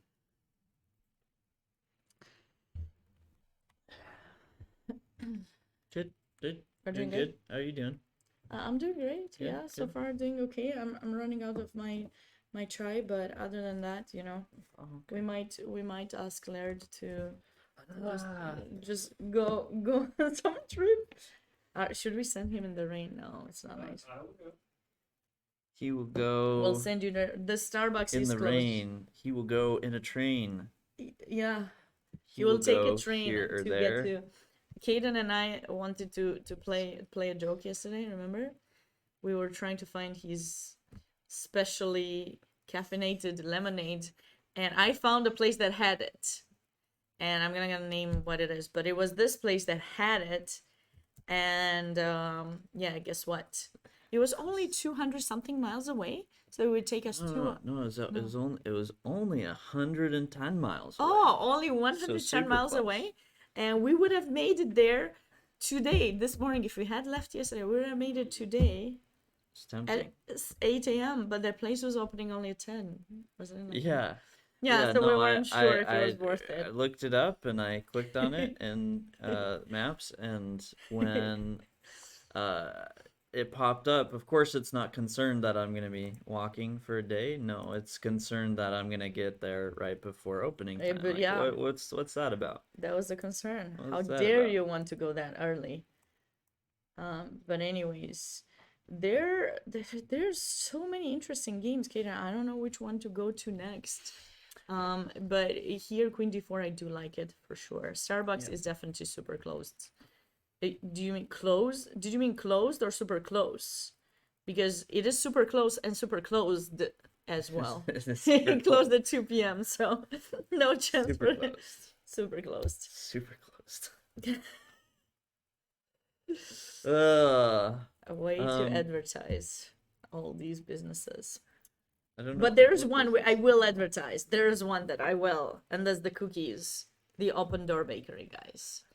Check out Open Door Bakery .org, and you will thank me later. You can Very nice, order very it nice. online. Yes. It's a really wonderful business that does use all of their profits to offer a warm place to stay for women in their overnight shelter, which I think is really nice. And if you can support the cause and get yourself some great, delicious treats, you should do that. Anyways, Queen D4 does not work. Didn't like it Queen because of. G5. I still don't know if I fully understand. Like Queen Queen takes G5 D5? takes. No, we talked about this. Takes. Rook Yes, D8 and and I bishop thought takes. with That knight is Zaki- dead. So you can go rook d8, but I'll go rook h2 c1. And knight f6, I have rook 1 to c7 check. I thought. I could be wrong. Oh, my bishop is hanging at the end. No, it's not. Bishop takes b7. Yeah, and you're up a pawn. I'm up a pawn. I have some bad pawns. Maybe I shouldn't go for the check. Maybe I should. No, if you take here and then if capture maybe bishop. Maybe takes, like this to keep a my rook. yeah. I'd keep a rook on the board. Yeah, definitely. This looks much better. You're a Tang fan. Okay, you want him to win. Sounds good. Sounds good. That game is still pretty balanced. Not much has changed, and just the times. Totally Yes. unexpected. The VAR is getting really low on time, whereas Getting Andrew. down to 30 minutes. Wow. Yeah, that's really surprising. But this game looks the white is up for choice, I think, in this game. Yeah, I agree. Looking at the games, this Brewington, Hardaway, Justin Sarkar game we haven't Looked talked at about. very much, yes. Those Does players. look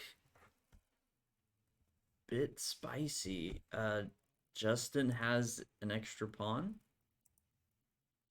but King's still in the center, and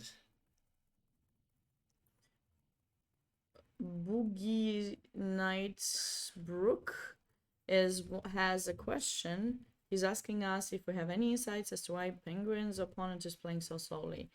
We do not have any insights. We went to the playing area. It is very important to remember, guys, this is the final round of the US Open, and the top American player gets the chance to qualify for the US Championship.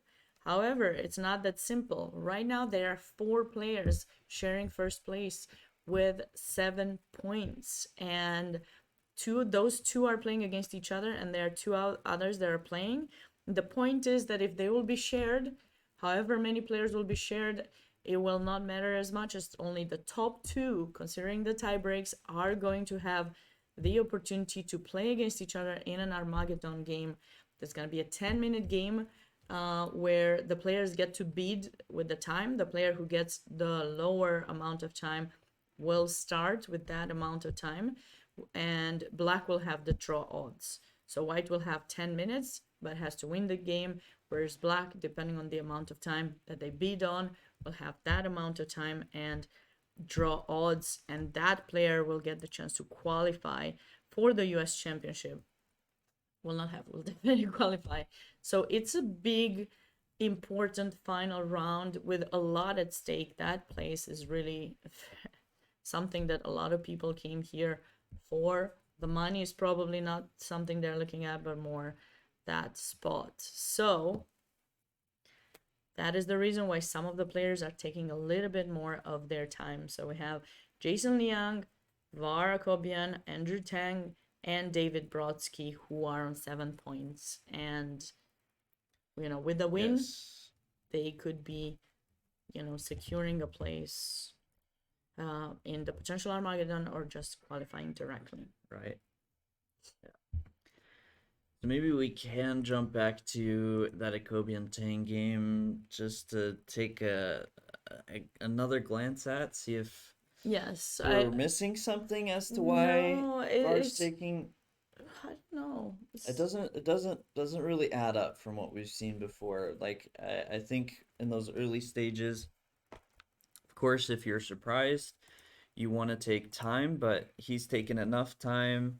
Sort of signifies to me he might not like his position, or he hasn't quite gotten the opening he wanted to there. So It is possible. It is possible, or maybe Andrew has offered a draw. That could be a thing too.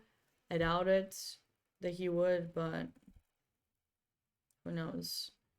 Because if once you put that game up, I will mention some yeah, ideas there. all I wanted to say about this one is it's sort of a weird position in that I don't really see what either player is doing. Like it's looks kind of scary for Justin in this position, but don't know if I see the breakthrough or how Brewington is gonna make something happen here. So this, I will have to keep an eye on this one. But Yeah. yes, this game, Akobe and Tang, the battle between the, I want to say American players, but I do understand maybe USA players are playing for USA. What would be the, Mm-hmm. they've switched federations.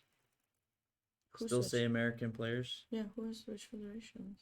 Well, I thought Akobian was Well, not. yeah, he's not. Well, I mean, long, not recently. No, He's long been time for ago. a long He's been time for ago. a long time in the US. Yeah. I think you can say American players. I mean, Okay. it's like, you know, once you represent a country, you are local. You are that. Yeah, I don't know. I No, know. I'm happy to. I'm all about America. Being born and raised here, I like cheering for the American players for sure. Yeah, and they're playing right now. Some of them are playing in the World Cup in Baku, Azerbaijan, and some of them have qualified into the next round. The Chess Bros says that he wants Andrew to win, but his tiebreak is not very good. How do you know that? Can you remind everyone the tiebreak, Keaton? You know the. Yeah, so the Keep first explaining. tie break is the modified median. What's the simplest way? Essentially, it is the tie break based off how your opponents score, but the modified median gets rid of your highest scoring opponent and lowest to try and give it a bit more balanced or a bit more fair look. So if you played one person that just did really poorly, or you just played one person that did really well, it's trying to get more of that average of the players you play.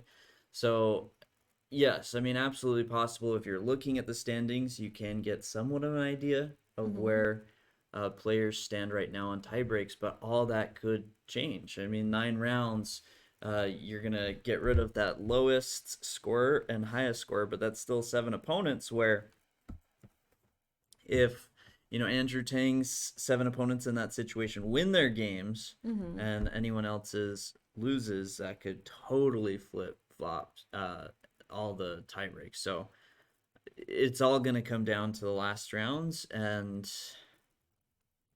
you just don't know. Yeah, we don't know. We do not know. Very, very Yeah, little. we don't know what the tie breaks are exactly right now. Someone might have stayed and calculated them on the website. They're not shown right now. So it is a very complicated tie break. If I was an arbiter, I would tie break by whoever provided most cookies to the arbiters. Oh, okay, yeah, I guess that could work. You just Yeah. watch as all these arbiters then start a side business selling the cookies back to everybody, Yeah. and I don't think We would create something, would ensue. yeah, uneasy to go back from. So I don't know. Sounds funny when you say it, but when you actually do it, that would be scary. Yeah, I don't know what's happening in that VAR game, and once we take a break, we'll go back there and see if there are some DGT issues or something with our board 2 game. I do not know why VAR would spend so much time. He can castle, he can go like rook c1, rook d1, right? a3 is a move. There are a lot of moves that can be played here. Might be something he's unfamiliar with or unhappy with. Yeah. It seems kind of tough. So in the break, we'll certainly check that out and see what's going on. We haven't looked much at that Viktor Matvish and Rahul Srivachav. That game could be also a game. It's not going to affect the US players' potential win for this tournament, but it is a game that could affect the win of the US Open. So we'll have to wait and see what will happen here. My first reaction is I like Raul's position. Lot of pressure on e4, c4, a4. If you take on b6, a takes b6, you're gonna open up this rook. And Raul is the player who's given us a little bit of a scare because he did not show up to the game 20 minutes or so. Yes. But he seemed really focused and determined as we went into the playing area. While his opponent also was kind of relaxed a little bit in my opinion, but what do I know? No, that one's a bit hard. I don't really know Victor, but in the games I've seen throughout the event, he seems to just generally stay fairly relaxed. Now, he has been doing very well, so it is possible that corresponds with the positions he has been getting. Like, in this position, what actually are you playing? You have some Yeah, real f3 would be problems scary. to- Some bishop d4 problem. I thought this was a Benoni, if I'm not mistaken. Yes. And Oh, white allowed the trade of the bishops. That's surprising. yes, actually, that is very surprising. I remember one line that I played against the Benoni. I didn't remember too much about it other than at move 9, you were supposed to play h3. So it was like stuck in my head, like, okay, just play h3, just play h3 on move 9. And I had like a glimmer of ideas of what else I was doing, but that was always like my guiding star was to play h3. Yeah, so. no, I play knight d2 sometimes in this line, move like 5 or something, 6 after knight f7. What was it? Instead of e4, I play knight d2, Yeah. and I try to avoid the trade that way before going e4, and then the knight does come to c4 anyway. So I usually like to keep the light square bishops on the board because I think it's unpleasant for black to deal with that bishop. But this could be this is an interesting line I was not familiar with at all. Yeah, and I do, like, glancing at what happened here, I like the knight pathing here. Knight a6, knight came to c7, and then once a4 was pushed, the knight went back to a6, and then b4, and then taking on d5. Now that knight is going over to b6, so a lot of knight moves, but some good thought behind it. And yeah, here I'm still not seeing it. I don't. Could you play something like? But I guess if you play f4, you allow maybe bishop d4, knight takes a4.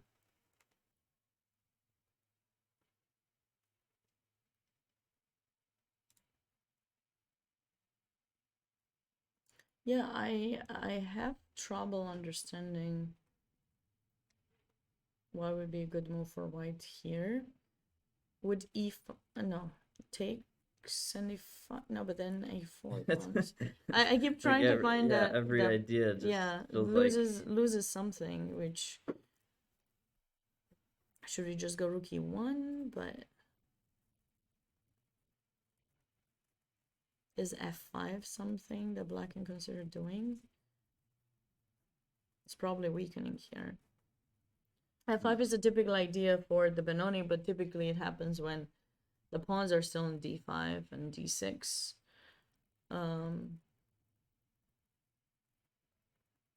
Yeah, Var has made a move. He played knight e4, which is surprising. interesting. Some changes happen in the Jason Liang game as well. Okay. Let's go to this one, and then maybe after this one we can go to our second break Yes. and actually go try and do some more face Face reading, recognition. recognition. Not recognition, face. How do they call it? Yeah, what is the actual Word for. There's a word. It starts yes. with R. Reconning? Reconnaissance. Reconnaissance. But I feel like there's Reckon. there's also a specific term for when you're trying to read someone's face and mannerisms and such. Okay, so here after a 30-minute think, Jason played knight b3. Yeah, and then he ended up castling short too. That surprised me. But he has accepted to play this position with the pawn down, but better pieces. And he is kind of controlling d4, so you won't be able to free up your light square bishop. But now a5, a4 is going to be a very unpleasant idea for black. That you have to meet. Yeah, I'm still on knight e4. No, I'm kind of confused by castling. Yeah, I don't like that move at all. Because I understand that wanting to get the king to safety, but it sort of feels like, you could play king f1, and the rook does seem better placed on h1 rather than Yeah, I like it better there. f1. I have the feeling he wants to play some c4, and that's what comes to mind when deciding to do that. The pawn in h5, you don't need to be too worried about the capture because your queen comes in, so it's not something to be scared of. I like c4 idea. I'm just not quite sure when is the right moment to do it, because a4 could be something that gets into the way or not. Jason Liang is really going for it in this game. Good for him. He will go far in the future. Nice. That's good. We have a lot of supporters here for each player. It's nice to see. Yeah. I'm trying not to take any sides. I would, be happy for whoever ends up winning. It was definitely wonderful calling the shots, and sometimes fate. You gotta let fate play its course. Yeah, and I have to agree with that comment. If of course, any of these players, if they draw, are likely to get some sort of prize money. But the U.S. champions spot is a bonus. It's more important. the bigger prize to go for. And outside of any money, as you were mentioning earlier, Sabina, it's just an incredible opportunity with how many players have switched their federation to the USA. So As a chess player, I just think now you almost can't put a monetary value on having the chance to play in the US Championship, play against some of the top players in the world. And Jason, with this pawn sacrifice, pawn on h4, potentially a c4 idea, And Jason has wants played a in the decisive juniors result. and he did not win. I actually let me just double check which place he got, but he has played in the juniors. I will search for that. I'll let you know. Yeah. Yeah, he's been a very consistent player so far. For those that missed last round, he was one of the players on 6.5 with Andrew Tang that drew. So he's managed to maintain a top placement the whole time, but very tough pairing. Alexei Sorokin is an absolutely excellent player. So I do respect. Slow down my words because you're almost there. Sorry. Let's see. He did not have a good tournament. He finished 8th. I knew he didn't have. I just didn't remember which place he had. So he had the opportunity to qualify for the U.S. Championship by playing in the U.S. Junior Championships, which took place a few weeks before this event. But unfortunately, that was a very tough tournament, and there were 4 players that shared for second. But Abimanu was the winner of that tournament, so he Yes. got the spot from the U.S. Junior Championship, while Jason didn't have that good of a tournament. But now, he's probably worked through his things, and is ready to come back strong to this one. Yeah, So this is Jason's redemption arc. yeah, it could be it would be nice to see him qualify, but of course everyone else is nice to see them, because they have to get to be here and to play. You still have to play a lot of players, and even if we have seen players who are lower rated, they put up a good fight and even taking down some of the higher rated players. So it's been a tournament of surprises for sure, and we cannot say who is deserving of getting this price. I've noticed that David Brodsky has followed part of our analysis so far. He did play queen to d4 in that game, and I like that, queen g5, and we're expecting probably king f2 as our line suggested in this game, while Varakobian did play knight to e4 and is waiting on a move from Andrew. Yeah. It does surprise me. I mean, of course, I'm happy anytime we suggest something and they follow that. Queen d4, your move. At this point, the line we looked at was king f2, which he is not playing. But I am surprised how much time he's spending. Like, it is a very complicated position. But at this point, he's down 50, 45 minutes on the clock. That is Wait, a bit it's bishop nerve-wracking. d4. I'm not sure I like that move as much as I liked our king f2. I don't know what the engine says here, but I thought king f2 was the move that we suggested. We thought it was good king f2, and if check king. Yeah, F1, king king f2. Maybe we missed some stuff. King h4. What did we say after queen h4? I think this is King where f1, queen takes h3, bishop g. Oh. No, No, if you go there, we're here- taking f3, we check, right? here? No, here. No, we said king e1, actually. King e1, we said, I think. Yeah. So if you took an f3, then we had that mate with queen c5 Yeah, and knight c7, knight rook c7. e1. After king f2, e takes f3 was really hard line. You have to sacrifice a piece with rook g. Wait, what? So let's see. After king f3, they say e takes f3. Okay. Did we miss looking into this?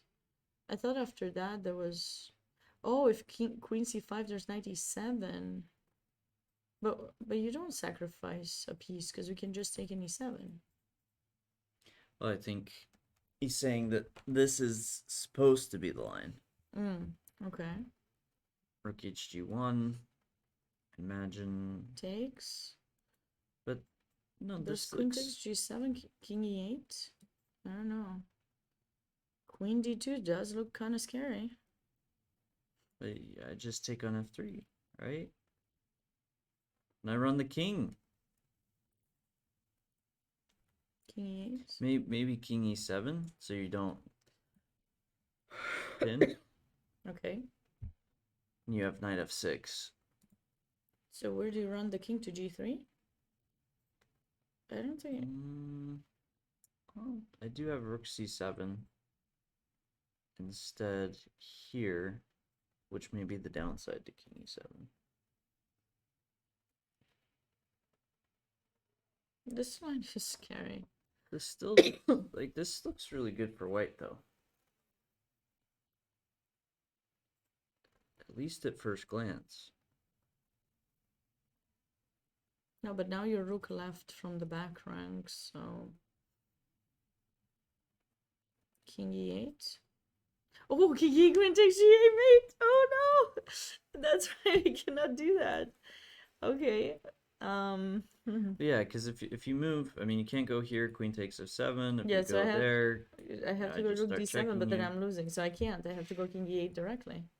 but this I really struggle to believe in this Queen d2 check.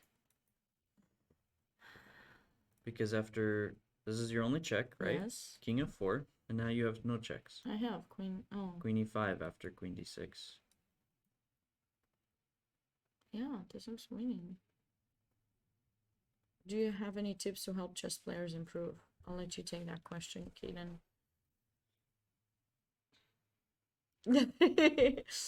It's fun as a commentator. We are not turning on the engine unless we let you guys know when we do. When we do turn it on, we let you know.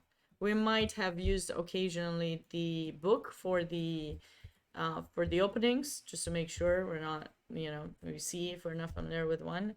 And we have certainly used the book for that queen end game that we weren't sure what was happening a few nights ago. But we do not turn on the engine. So yeah, the chat does help us a little bit, keeps us on our toes as to how good or bad our analysis is going, and especially if we miss simple tactics, because sometimes you're too much focused on the position, and we are trying to talk almost as much as possible, not to leave too many breaks in the in the stream. So we have on a few occasions dropped mates or things like that, so we apologize about that. Hopefully it was a fun experience for you, catching them and feeling good about telling a title player, hey, I saw that and you missed it. So hopefully those are enjoyable moments for you guys. Thank you, Rumblin' Dave. We try our best. Oh, I did want to ask for Twitch meme creator on the question, any Yes. tips? If they had a particular rating they were asking for, because that would probably influence my suggestions a little bit. However, I do stand by, for the most part, consistency and working on tactics is almost always a big thing for everybody. And discipline. I think consistency is different than discipline, right? Discipline is like, Oh yeah. I think, I don't know. No, I agree. I had this discussion with a friend recently, and he was telling me that I was just saying, I need motivation, and he was telling me, you need discipline, Sabina. You need to make sure you do your things, because sometimes as a chess player you forget, or you know a lot of stuff, so you forget what you might be missing, and you have those moments when you're not sure how to move on forward to continue your improvement. And that word came up a lot in it. If you really want it, you need to set up specific amounts of time every single day and not stumble upon every single tough time that you're getting. You really need to get that work done all the time, and do it Right. with passion. Don't do it because, oh, I have to. No, it shouldn't be like that. It should come from inside. It should be your really wish to spend the time on chess, on the things that you, together with your coach or yourself, have figured out where your weaknesses are. And Yeah, and just adding to that with discipline, I think the biggest challenge or biggest mistake many people make when working on tactics, when solving puzzles, is they do rush with the answers. And so, some people say, "Oh yeah, I spend an hour a day," and it's just like playing the first move that comes to mind while they attempt to solve puzzles, and that really isn't what you want. You want to get in those positions and treat it like an actual game, which I think overall with discipline is kind of what you want. You want to treat everything you do as if you were in the tournament, you're preparing for a game, you're playing a game, have that same seriousness about it, because that's what you're working on. That's what you're studying for, right? If you study so carelessly and casually, and then expect to go into a tournament where it's serious and suddenly be a very good serious player, well, you just practice something completely else in your actual study, and now you're missing out on a lot of improvement you could have had. So yes, everything you're doing, having that discipline, taking it seriously, actually putting in the effort and holding yourself accountable, I think is very important. I agree. So this position looked kind of interesting, but after bishop g4, queen takes d5, and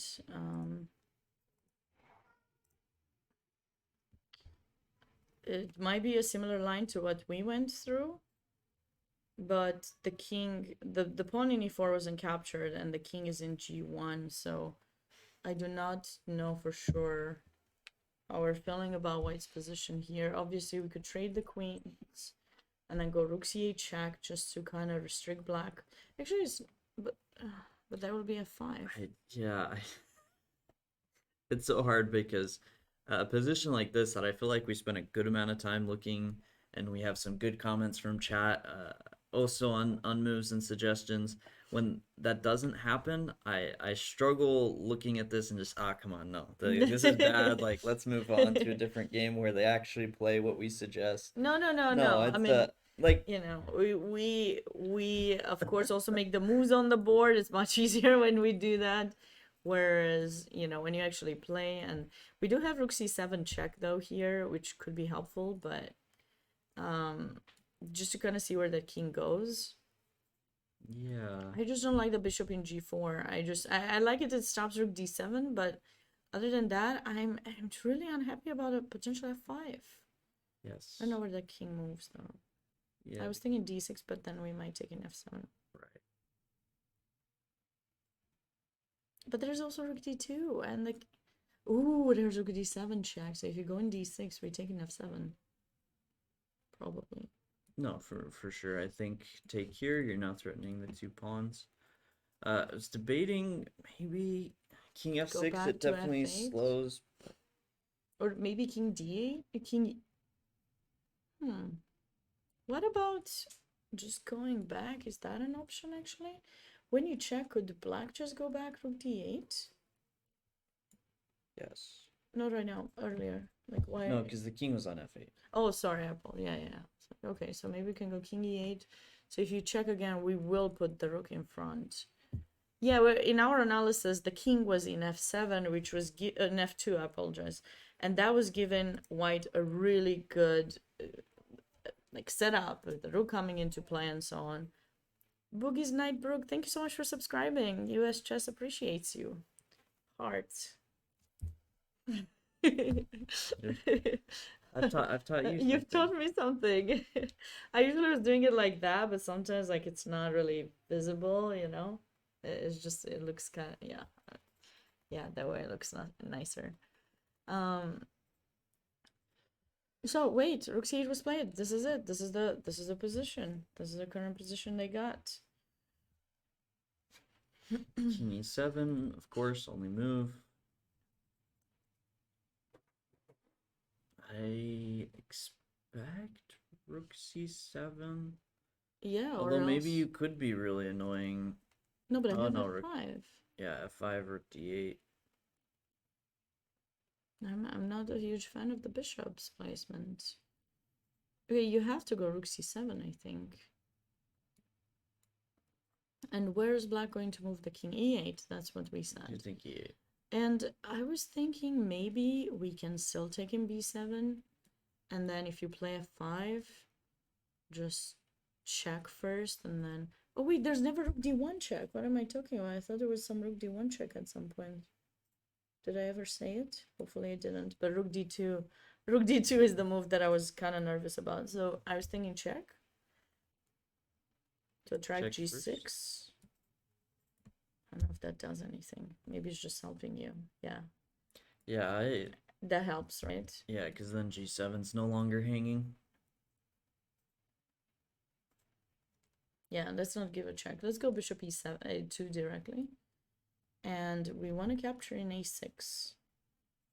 And you cannot easily get developed. Yeah, I'm not Okay. loving the king on. So maybe... I'm actually wondering if king like f6 would be better. You don't get f5, but in that line it almost feels like bishop e2 is an improvement, so maybe we want to wait on f5 anyways, play king f6, and then bring this knight out either h6 or e7 and just try and get both of the rooks out to create problems for white. But I will play king g2 now.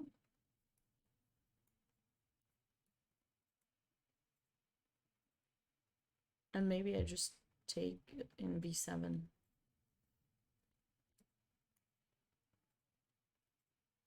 I think white is for choice here. He did not go for a rook c7 idea. He went for king f2, but there are interesting moments happening in another game too that I wanted to go to, Kaden. VAR against Andrew Tang.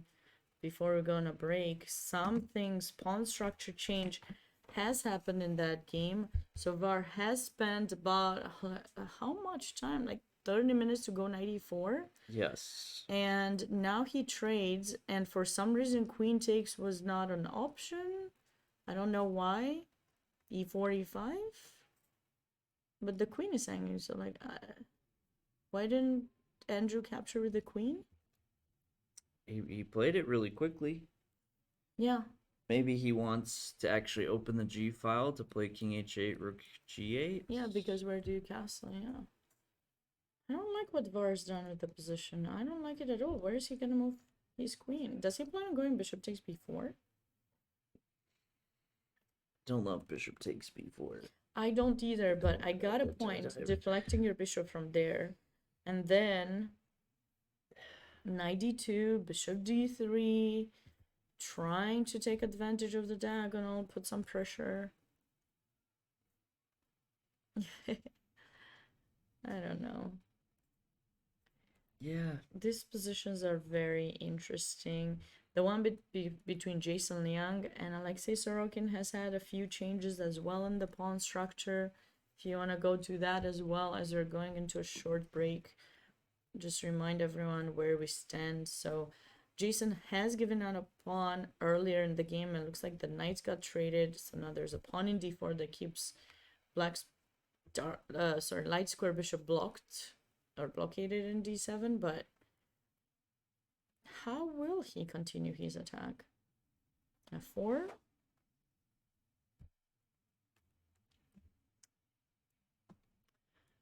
Is there anything wrong with bishop takes b5? I mean, yeah, maybe f4. It's just an gonna allow attack, black but- to trade his bad bishop, and then after that maybe some rook c4. Okay. I'm just trying to get some activity with black. Yeah. I would want to try to find some ways to attack on the king side. That's where I would want to try to find a way to do things. Yeah, I just feel like Jason having castled here instead of, leaving the rook on h1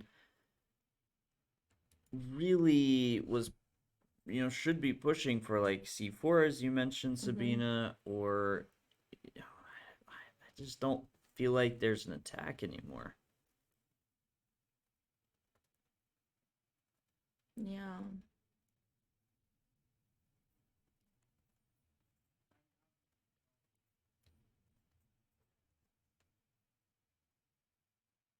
Interesting.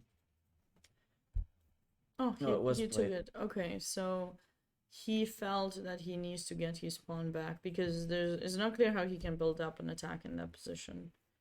It's understandable. It is understandable. So the bishops are gonna be traded there. Queen takes, and then we'll have to see what is Black's plan. Black now has a little bit less space on the king side, but has rook c4. Oh my goodness, I'm feeling good. Maybe I should get ready Good. for some tournament. My rating's been going down. Maybe these commentaries You're warmed up, will help. ready to go. Ready to go. Unfortunately, I am finally taking a short vacation. So right now, when I'm feeling, Wrong you know what they time. say, when the iron is hot, do something. No, Yeah. something. There's a saying. Those of you who want to help me out, I always know like the start of the sayings and then I forget the finishes. But yeah, rook c4 is strike while the iron. Strike Yes, while the thank iron's you. hot. Yes, that was the. Yeah, in Romanian, like we have that same kind of idea, but it basically says beat the iron while it's hot, if I were to translate it word by word. And I never understood it in Romanian, like what does that even mean? Like that's literally the word by word translation. And Well, it would in be- Romanian language it doesn't make sense to me. So imagine. It would be like you pull metal out of the heat and you wanna strike it while it's. Yeah, I so guess it's a similar. to just get a like specific shape or something. Yeah, like you have to do it while Understand. it's hot, or Yeah, or else you won't be able because it's iron.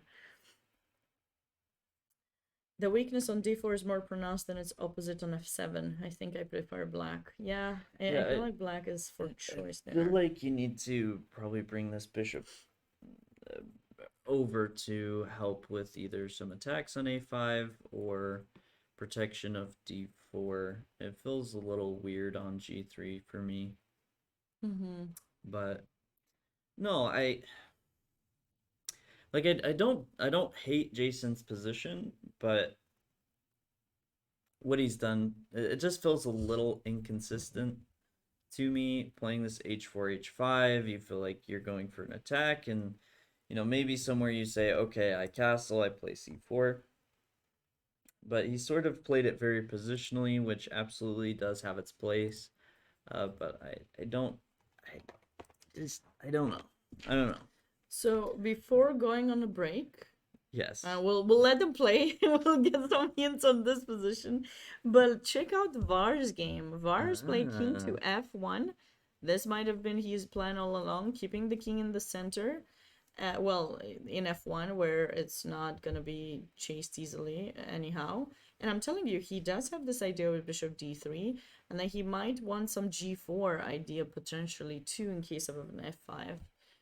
So he's gonna try to an h4, rook h3, g3. I see a lot of ideas for white that could prove menacing. It's not really menacing at the moment, but they could be eventually some menacing ideas. Sorry, or no? No, I was just chuckling at a comment in chat. Nobody likes Some- safe castle king. Nope. No, there's a hand. They don't. I don't know. We probably have influenced their decision on this because we've had so many all king the marches. king marches. Way and- too many. Yeah, that worked out. See, we just we were on point. That's how you play chess, everybody. That's how Forget you do it. castling. That is how you do it. No. Let's take a short break and we'll let you guys check out the venture that Caden here has started, and Dogs. Chess Dogs. Be sure to check him out. I'm gonna give you a link on Twitch. Caden has started streaming as well. It would be wonderful if you would give him a follow so that he continue producing different videos in the future when he doesn't do commentary here on US Chess Page. We would really appreciate it. See you guys on the other side of the break.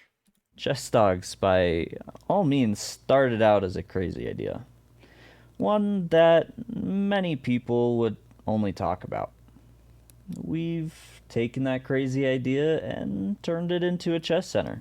We have merchandise, tournaments, streaming, everything a chess player could want. So, whether you're a beginner or an expert player, go to our website, chessdogs.com, or join a stream at youtube.com/chessdogs.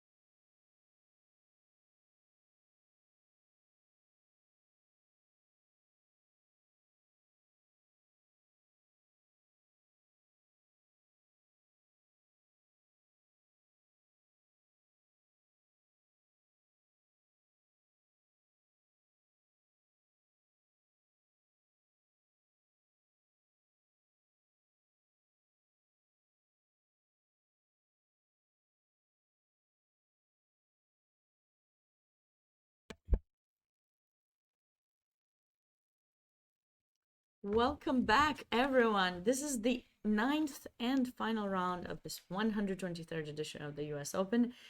And before going on to break, we were telling you that things are getting a little bit spicy for some of the players. They are getting in those moments where they need to be ready for time trouble and to make the Yes. right decisions. We had a result in our break.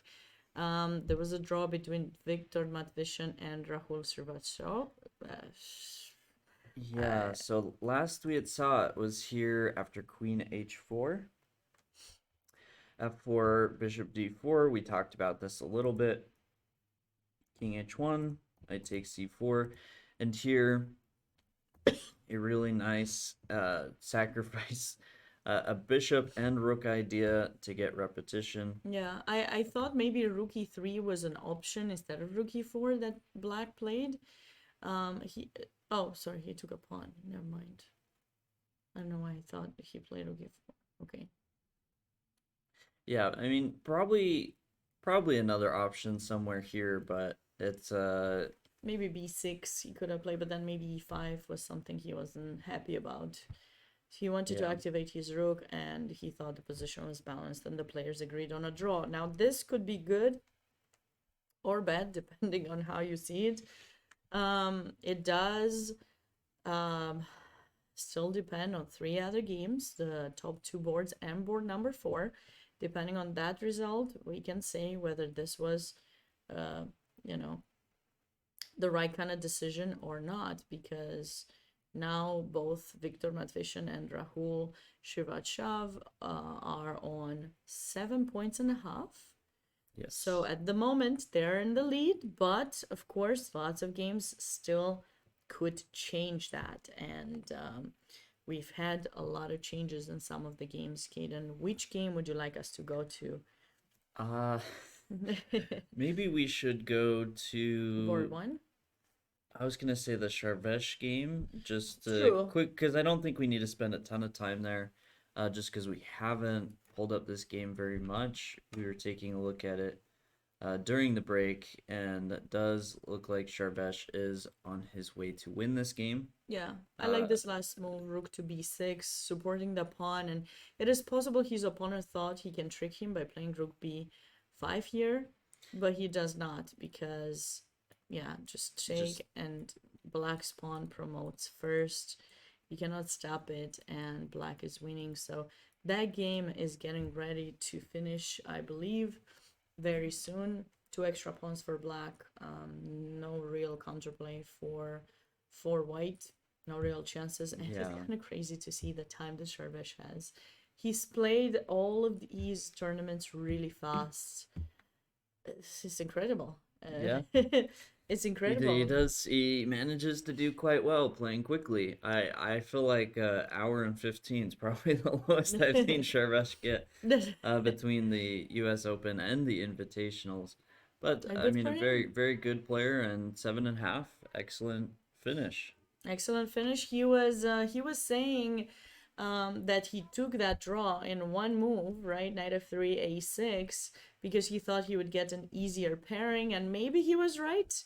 Now, depending on what the other results will, we can tell whether he was right or not, but he's certainly gonna share some of the top places, and it's a good result for this very strong US Open. Yes. Joshua finally played rook to d2. That is true. We have seen the check played on the board between the game between David Brodsky and Joshua Postuma. Yeah, bishop e2 was the answer, and this was the last moment that I've seen live as we were walking through the top boards in our break, and it seemed that this was quite balanced, but it feels a little bit uncomfortable for Black to develop the knight in g8 and the rook in h8. You have to find the right way to do that. If you're going for the b2 pawn, you might allow white's h rook to get into play with rook c1, rook c7, and or rook d1, rook d8, and Black might be dealing with some scares there. Yeah, I do like what happened here because Joshua spent about 25 minutes to play Rook D2, and David Brodsky very quickly played Bishop E2. And as we have the comments in the chat, maybe King G3 Mm-hmm. was possible, but it feels like David's like, no, nah, I'm good. I'm gonna play Bishop E2. The bishop feels finely placed on E2 as well, so a pretty Yeah. understandable. No, I think in this situation probably that makes more sense because with the king in g3, you could be worried that the bishop in g4 would get attacked. Yeah. And you would have to place it in d1, which would block the coming of the final rook into the play, the rook from h1. So probably that is the reason why. I guess we have bishop f5 as an alternative, but how good is that move? Uh, We also have h4 check. yeah. I'm not sure. This could look a little bit scary for white. So if we go h4 check, king f4, maybe g or rook f2. Rook f2. I think you're in trouble now potentially, because then I can take your bishop and knight h6 check, and I win a piece, right? Depending on where you go. Oh, we have the suggestion in chat to say Rook D1 instead. Leave the bishop on G4. But you still don't have. You have a check.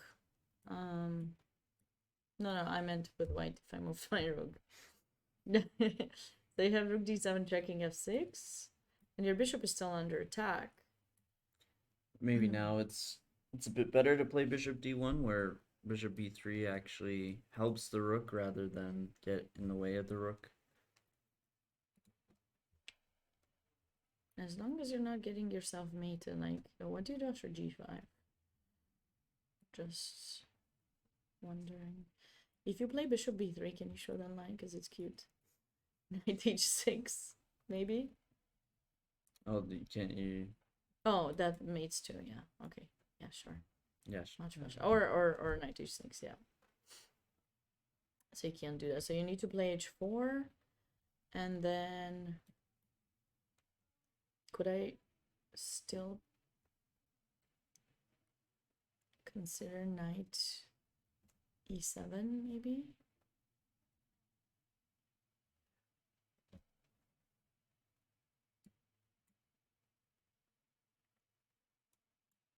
Takes. I have that between check.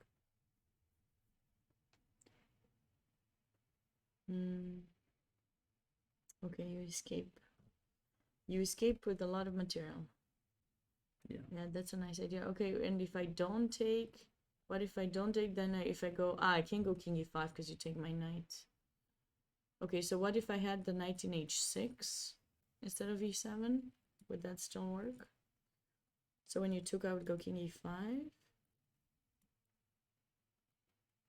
Oh, but wait, you have the h3 square, what I'm talking about. Yeah, that does not work. That does not work. I would have loved to have some mating net there, but we do not. Your student, Sharvman. Absolute legend. Yeah, congratulations to Sharvesh if he won his game. He did not win just yet, but it looks like he is probably going to be winning that game.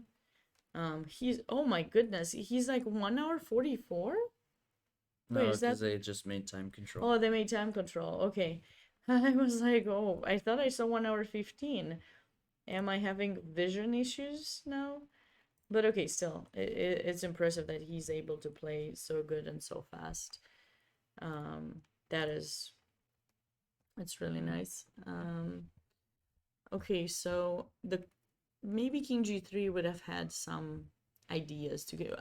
Both Kaden and I thought in the break that the bishop should have stayed more active, right, or captured a pawn in e4. Yeah, so I actually did go back now that the moment has passed. I did go back and check what the computer did have to say. The computer did like king f2 better than bishop g4. Okay, of course it is still very complicated, and I imagine David Brodsky did consider this, but maybe missed something or just misevaluated something here. Mm-hmm. So, King of 2 was a good chance, but okay, the moment has passed, and here, this position probably should be equal-ish with best play, but I do find myself liking David's position a little bit better, just because of how annoying it must be to deal with that Mm-hmm. for Joshua. So, No, I agree. I mean, the engine might think this position is okay. Both of us are. Wait, I have an idea. I don't know how good it is though. Some ideas with h5 or h6, just give up the knight and try to bring the rook to f6. Would that be something to consider? But then you have king e1. No. I'm having trouble understanding this. What is going on here?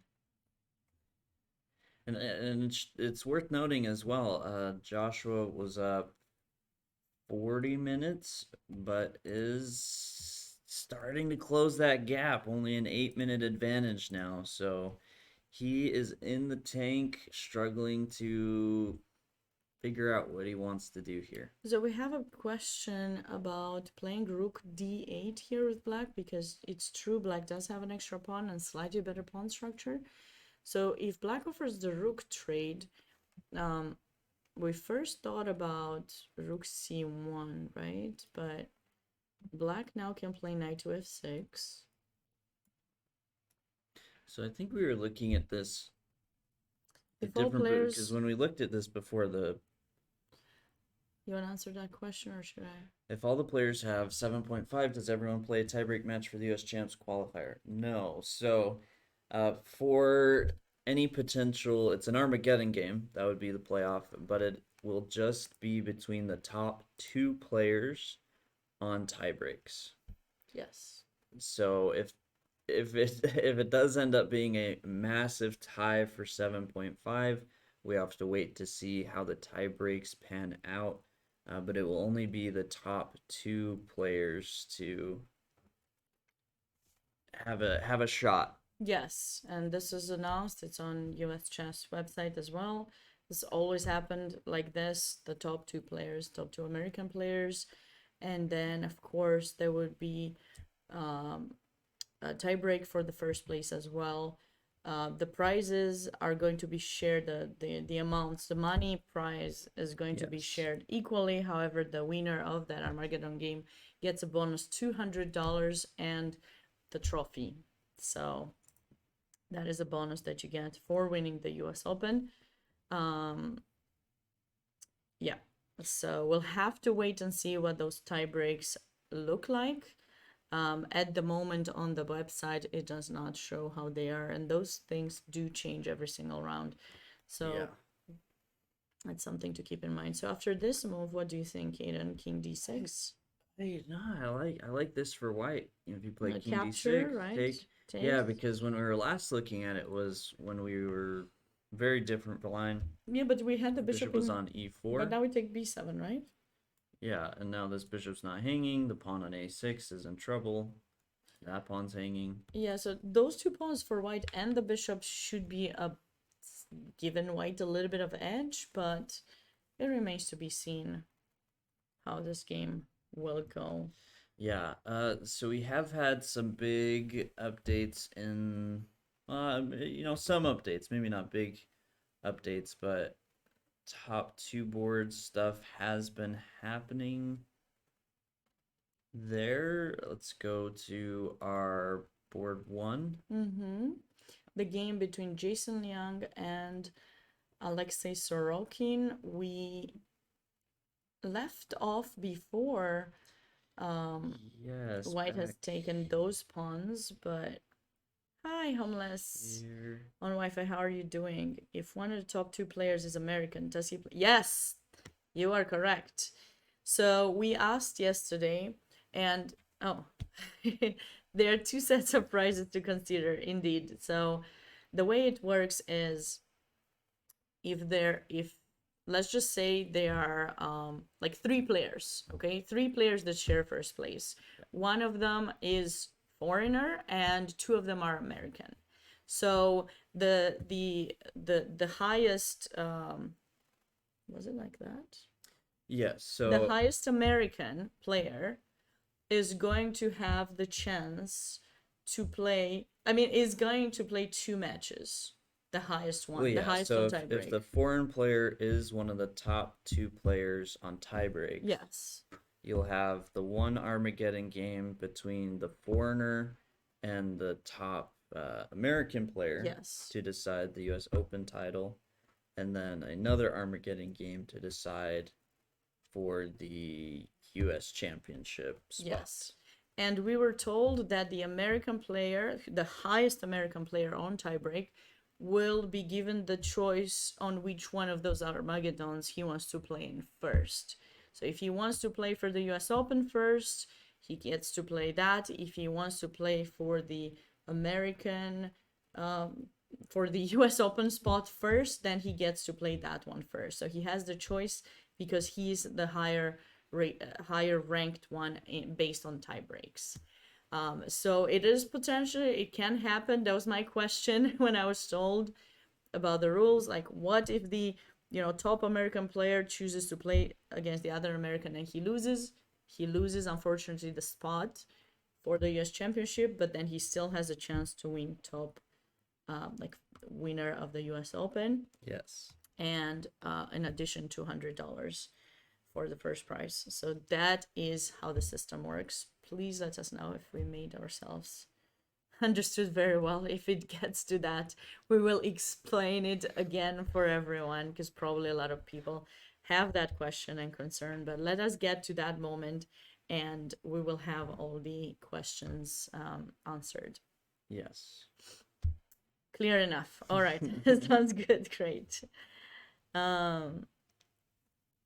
Yes, that is what we have explained. So Yes.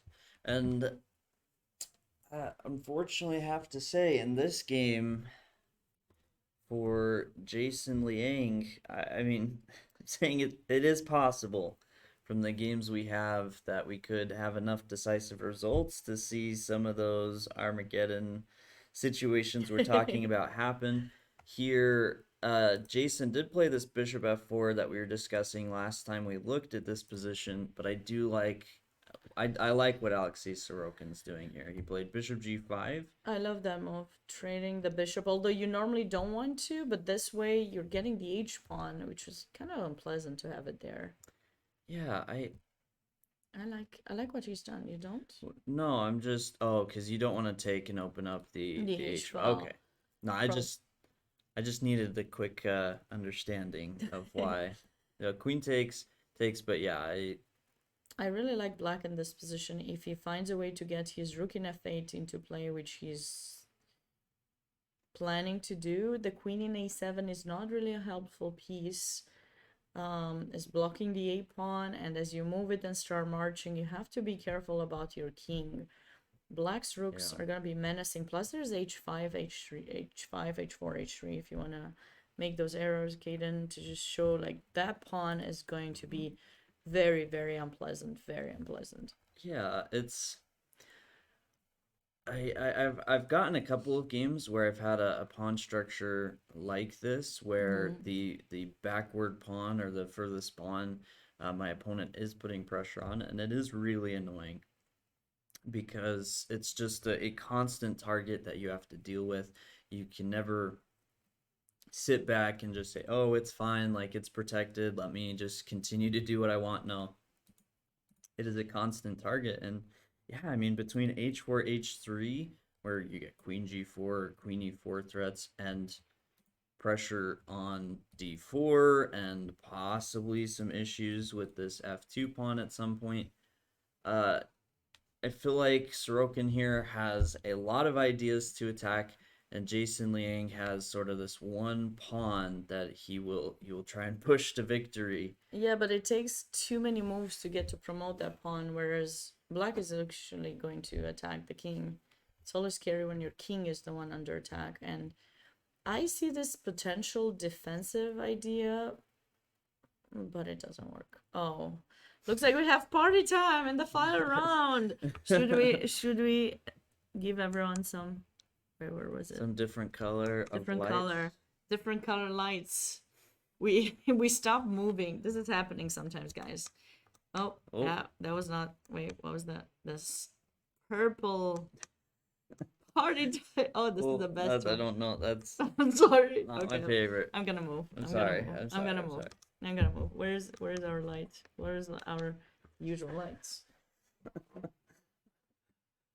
Alright, this is what Yeah, happens for when for you those say- for those that have not seen it previously, the room we are commentating from has a light that turns on and off automatically Yep. from movement. So where we're sitting is not quite close enough for it to register movement. Yeah. So on occasion, Yeah. We So you get, got the party. That was the party for the winner. We might do that once there's a winner. We need to make sure we don't move for a few hours so that it happens right at the time that we announce the winner, and then it's gonna be party.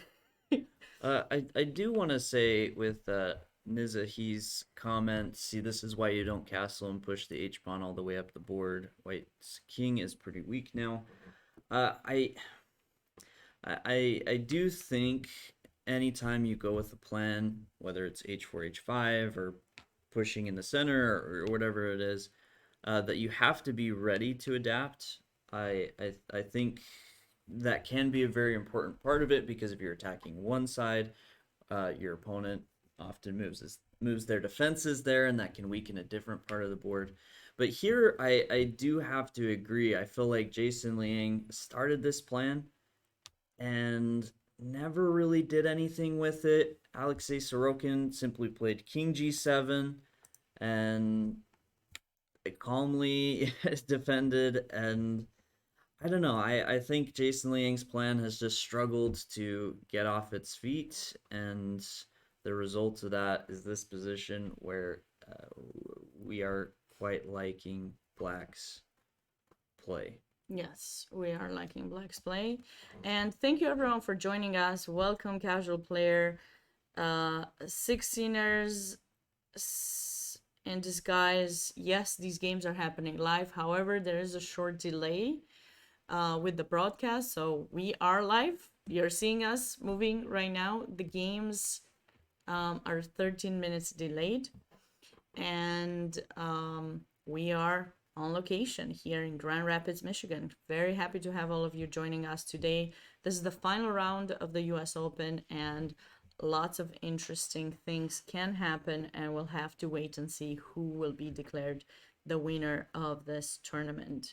Yes. Hello, Premier Chess. Welcome. Welcome. Okay, There was so a we have a result. lot of a lot of stuff starting to happen. But yes, Sharvesh has Won. officially won his game. So Congratulations, I guess that A6 move draw paid off for him, but might not give him the spot for the US Championship, but still a very impressive result. 7.5 out of 9. And nice finish with, finishing the game with more than the time that it started. But yes. he did get the 30-minute increment, but there was a beautiful rook endgame in the end that he managed to win. We're mostly focusing at the moment on our top boards, as those results could impact whether we're going to have Armageddon games for the top place or not. And as players are approaching time control, someone asked but then answered immediately, what was the time control for this tournament? So it was 1 hour 30 for 40 moves. No, it was 100 minutes. 1 hour 40, sorry. yeah, 1 hour 40 for 30 moves with 30 seconds increment from move 1. And then after the 40 moves, you're getting 30 minutes. And the 30 seconds continue. Is Eric Rosen playing? Unfortunately, no. Eric is not playing in this tournament. What's going on in Vartank? Everyone wants to see that game. that's was what our I next- wanted to see. We wanted to see. We left So, off after King F1 a few moves Yes. ago. This is an important game because we have two American players playing against each other. If one of them wins this game, they have very likely secured potentially a playoff. It's not sure because there are four players right now. Two of them play against each other. Jason Liang is playing against Alexei Sorokin, while David Brodsky plays down against Joshua Postuma. But, you know, the wins are, of course, the results that would help you get to that Armageddon, potentially. But Yes. there could be three players. Yeah, still an opportunity for three American players to tie with Jason Liang, the two Americans on this board, and then David Brodsky. David Brodsky, as you mentioned, Sabina is on 7 points, while Joshua Postuma is on 6.5. This game, I'm sort of liking Akobian's position in a weird way. The king is on e2. Maybe I'm becoming attached to kings that are not castled. King of the Hill is gonna be your favorite. Seriously. Yeah. But I don't know. I do think trading off the light squared bishop was an improvement for Akobian. Mm-hmm. Because if the light squared bishop still was alive, these light squares look really dangerous, but without the light squared bishop, I don't know if I see it for Andrew Tang. These rooks are coming in. Yeah, liking you too. Somewhere, maybe this pawn structure. I mean, Andrew Tang played this to sort of discourage Akobian from castling on the king side because of rook g8 ideas. But I wonder if this will come back to bite him. Now, maybe there's some ideas of actually f5, bishop f6, and start to attack on the dark squares. Nizaha says that you are only choosing white because you like when I chase your king.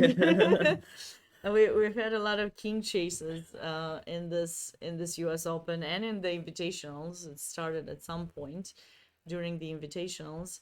But no, I mean, this position is looking good for white, although there are pawns on both sides of the board. I'm tempted to say that I agree with, I mean, I'm not tempted. I agree with you. I totally agree with you, The rooks come easy into play, and I feel that the endgame is going to be much easier to play for white than for black, since there's no stabilized weaknesses, and white can always play b3, a4 if need be, and just place his pawns on the opposite color than black's bishop. And you typically, it's always very important to know your rules and actually understand the positions too, because usually, you know, you're told that you should place your pawns on the same color as your opponent's bishop to annoy it.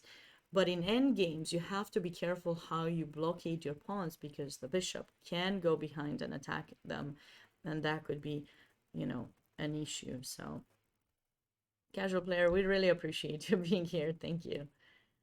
Do you think Super GM would be an official title? I actually have thought about this. You have? So Okay. I do have some opinion, but I'm curious if you have any opinion on don't it or have any. It sounds interesting. It sounds interesting. An additional title to be added, but I don't know. I'll let you talk about it, and then maybe I'll agree with your. I mean, I can't agree with, you know, Super GM. Maybe we could find a nicer name for it, or a more pleasing name for it.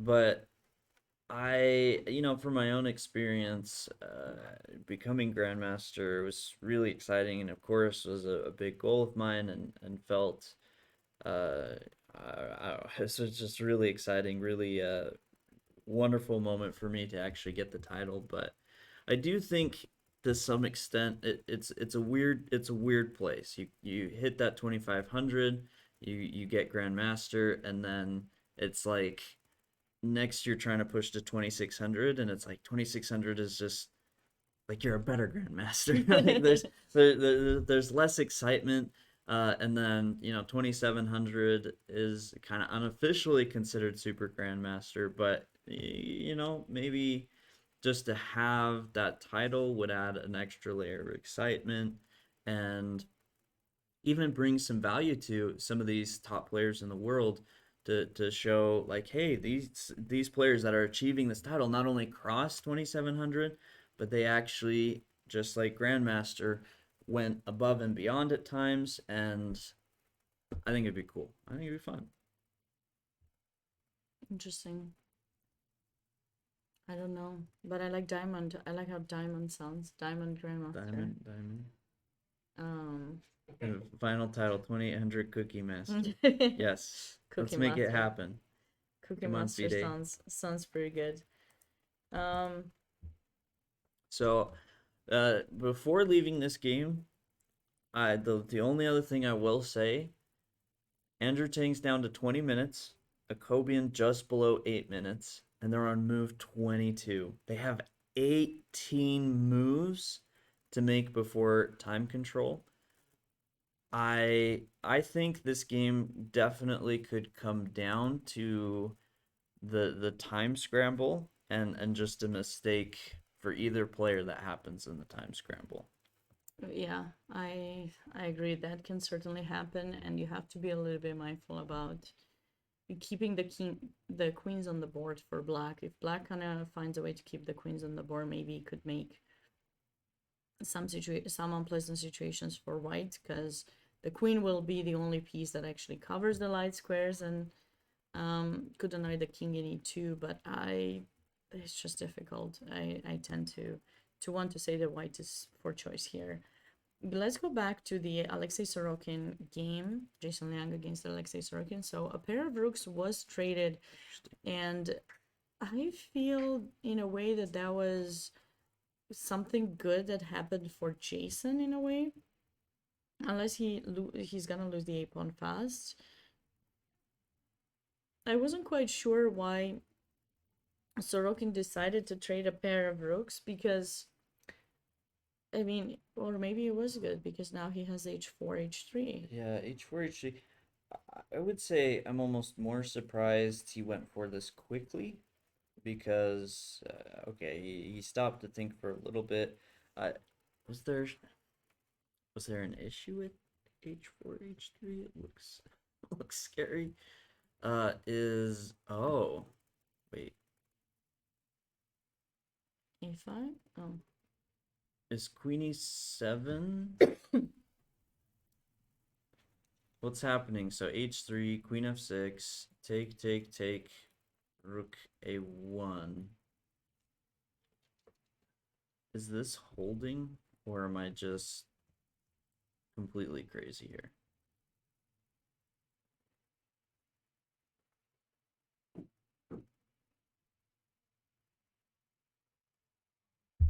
You think this is... Yeah, because you're trying to... But how do you plan on...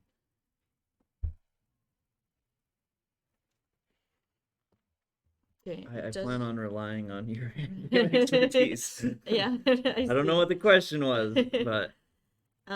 No, I am just trying to figure out how to make it more difficult for you. I don't think this is a draw. I got...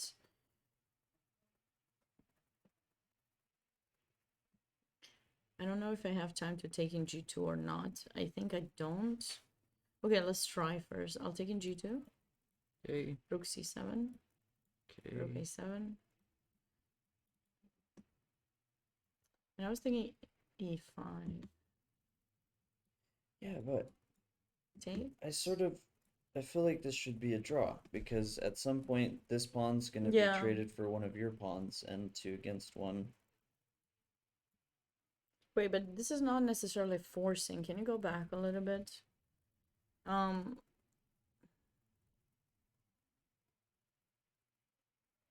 Okay, so I could have gone rook c8 instead of rook c7, so I don't need to go. I go king f5 first.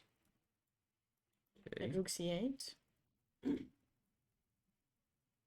Because I want to make it with the king in e4 to get your pawn. Okay, go rook there. Rook a8.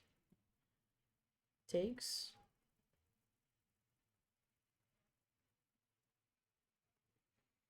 I think takes. So now I play king, yes. And then I'm thinking maybe I want to say f65, but I don't know that I have time. So maybe I should go g5 first.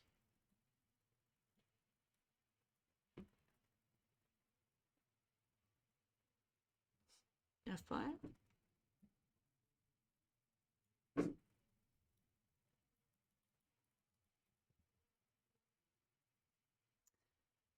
I mean, yeah, might look equal, but you have to bring the king back to stop the d pawn. I think there you shouldn't go there. I think you should go to stop the d pawn, because most likely I will be playing e5 at some point and creating the pass pawn.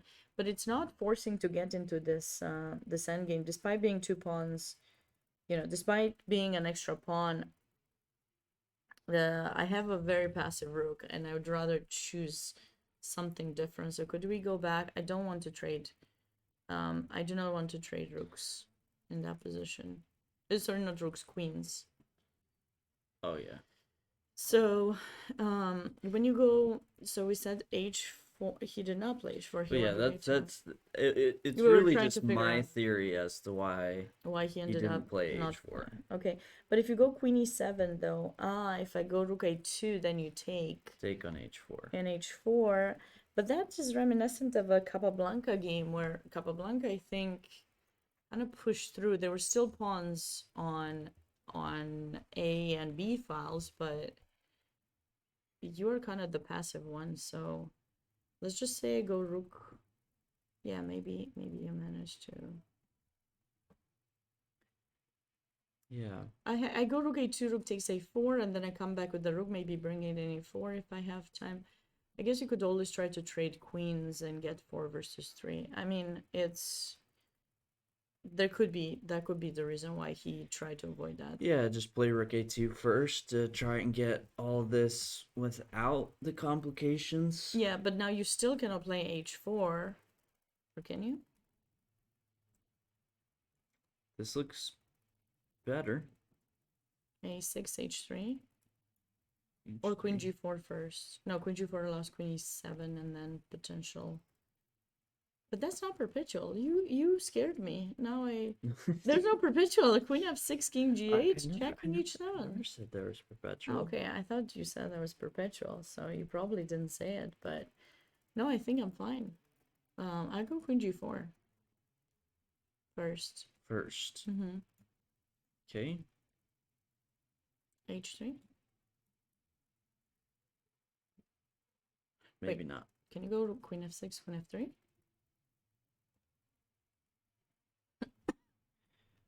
But surely that's losing, King g8. right? Can I just Yeah, take? yeah, I think I can take and 4 versus 3, but with the weak. Yeah, and then I should can be. try to advance with my king. That would be unpleasant. That would be very unpleasant. Ah, this happened. h4, queen e7. Wait, no, not that line. No, it did. Rook a2, yeah. He didn't play anything yet. He didn't play a6, but he's trying to get something similar happening here, basically. The question is, so you want to play h3 first? I think h3, yeah.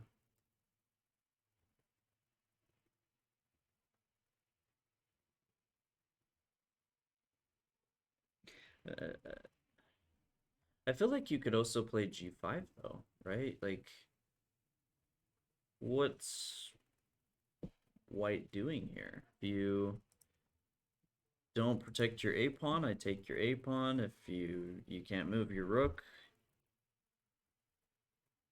I mean h3 looks good, but g5 like don't even let you play any sort of queen f6 and then take my h pawn. Yeah, Jason is not looking good in this position.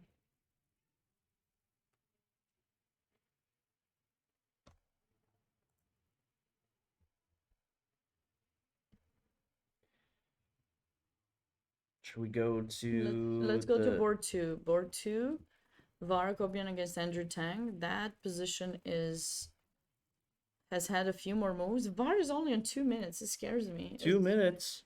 while Andrew Whoa. has, it is surprising. The entire tournament he was playing very slowly, but now he kind of maybe found his pace and he is definitely having more time for better I don't or like worse having 2 minutes. decisions. Yeah.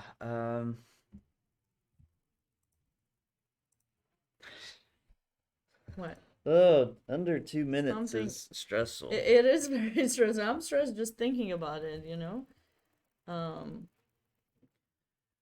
For the question, is it true that you should never play F6, or is Ben Feingold just being a jokester? The way you can give your 2 cents on this, but the way I always think about it is I do understand why you should be hesitant to push this pawn, because oftentimes your king is either on E8 or G8.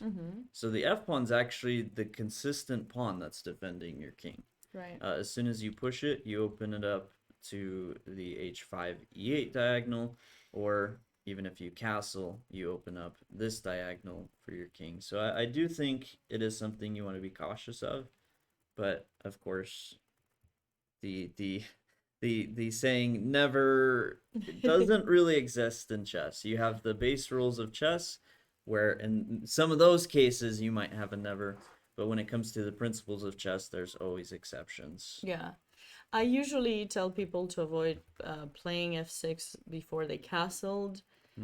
Usually after you castle, you have a little bit more layout as to when you can push and when you cannot. So, but usually, you have to make the decision based on what you have in the position. I like how, strict Ben Feingold is, and I'm a huge fan of him. Played him also, and him and his wife, I've met them at their club in Atlanta when they had it. But there are moments when you kind of have to touch the F pawn, so you have to kind of see what the position requires, and yeah, that's when you feel whether you should play it or not. There are a lot of streamers out there who have their own sets of rules, their own ways, and they roll with them. But even them, if you start paying attention to their games and so on, I'm sure you can find moments where they have gotten into a point where they had to make those exceptions. So just keep that in mind. Yes. It's tricky to just go by that one rule. So I want to go to this game really quickly because there's this Lots of big things to- opportunity on the board. Joshua just played King C7, and I could be wrong, but at first glance, Rook takes Yeah, F6 white should looks be winning to winning. me. yeah, white should be winning this endgame. You have to Yes. take. A king comes to F4, but I have an outside pass pawn. But okay, let's see how this will happen. King. You run to E5. Yeah, but that's when you start pushing your B pawn. Yes. But then you come to E3. I don't know that it's that easy, Kaden. So let's just say like we go King D6 right now. Okay. B4. Yeah, that's too soon. King D5. No, it is. What? No. Okay, King No, C4. Okay. Takes. Takes. I mean, it just right. It's too soon. You're No, your it's E3 just the pawn. way you said it. Your I E3. thought- I'm sorry. I think you push those pawns too soon. I was thinking you bring the king first. Try to attract some of those pawns to Okay, be pushed so- so you can take it. So there, and now if black plays, maybe black should play King D4. But then we allow King F4. So now so King Yeah, E5. All right. So now we go B4. Okay.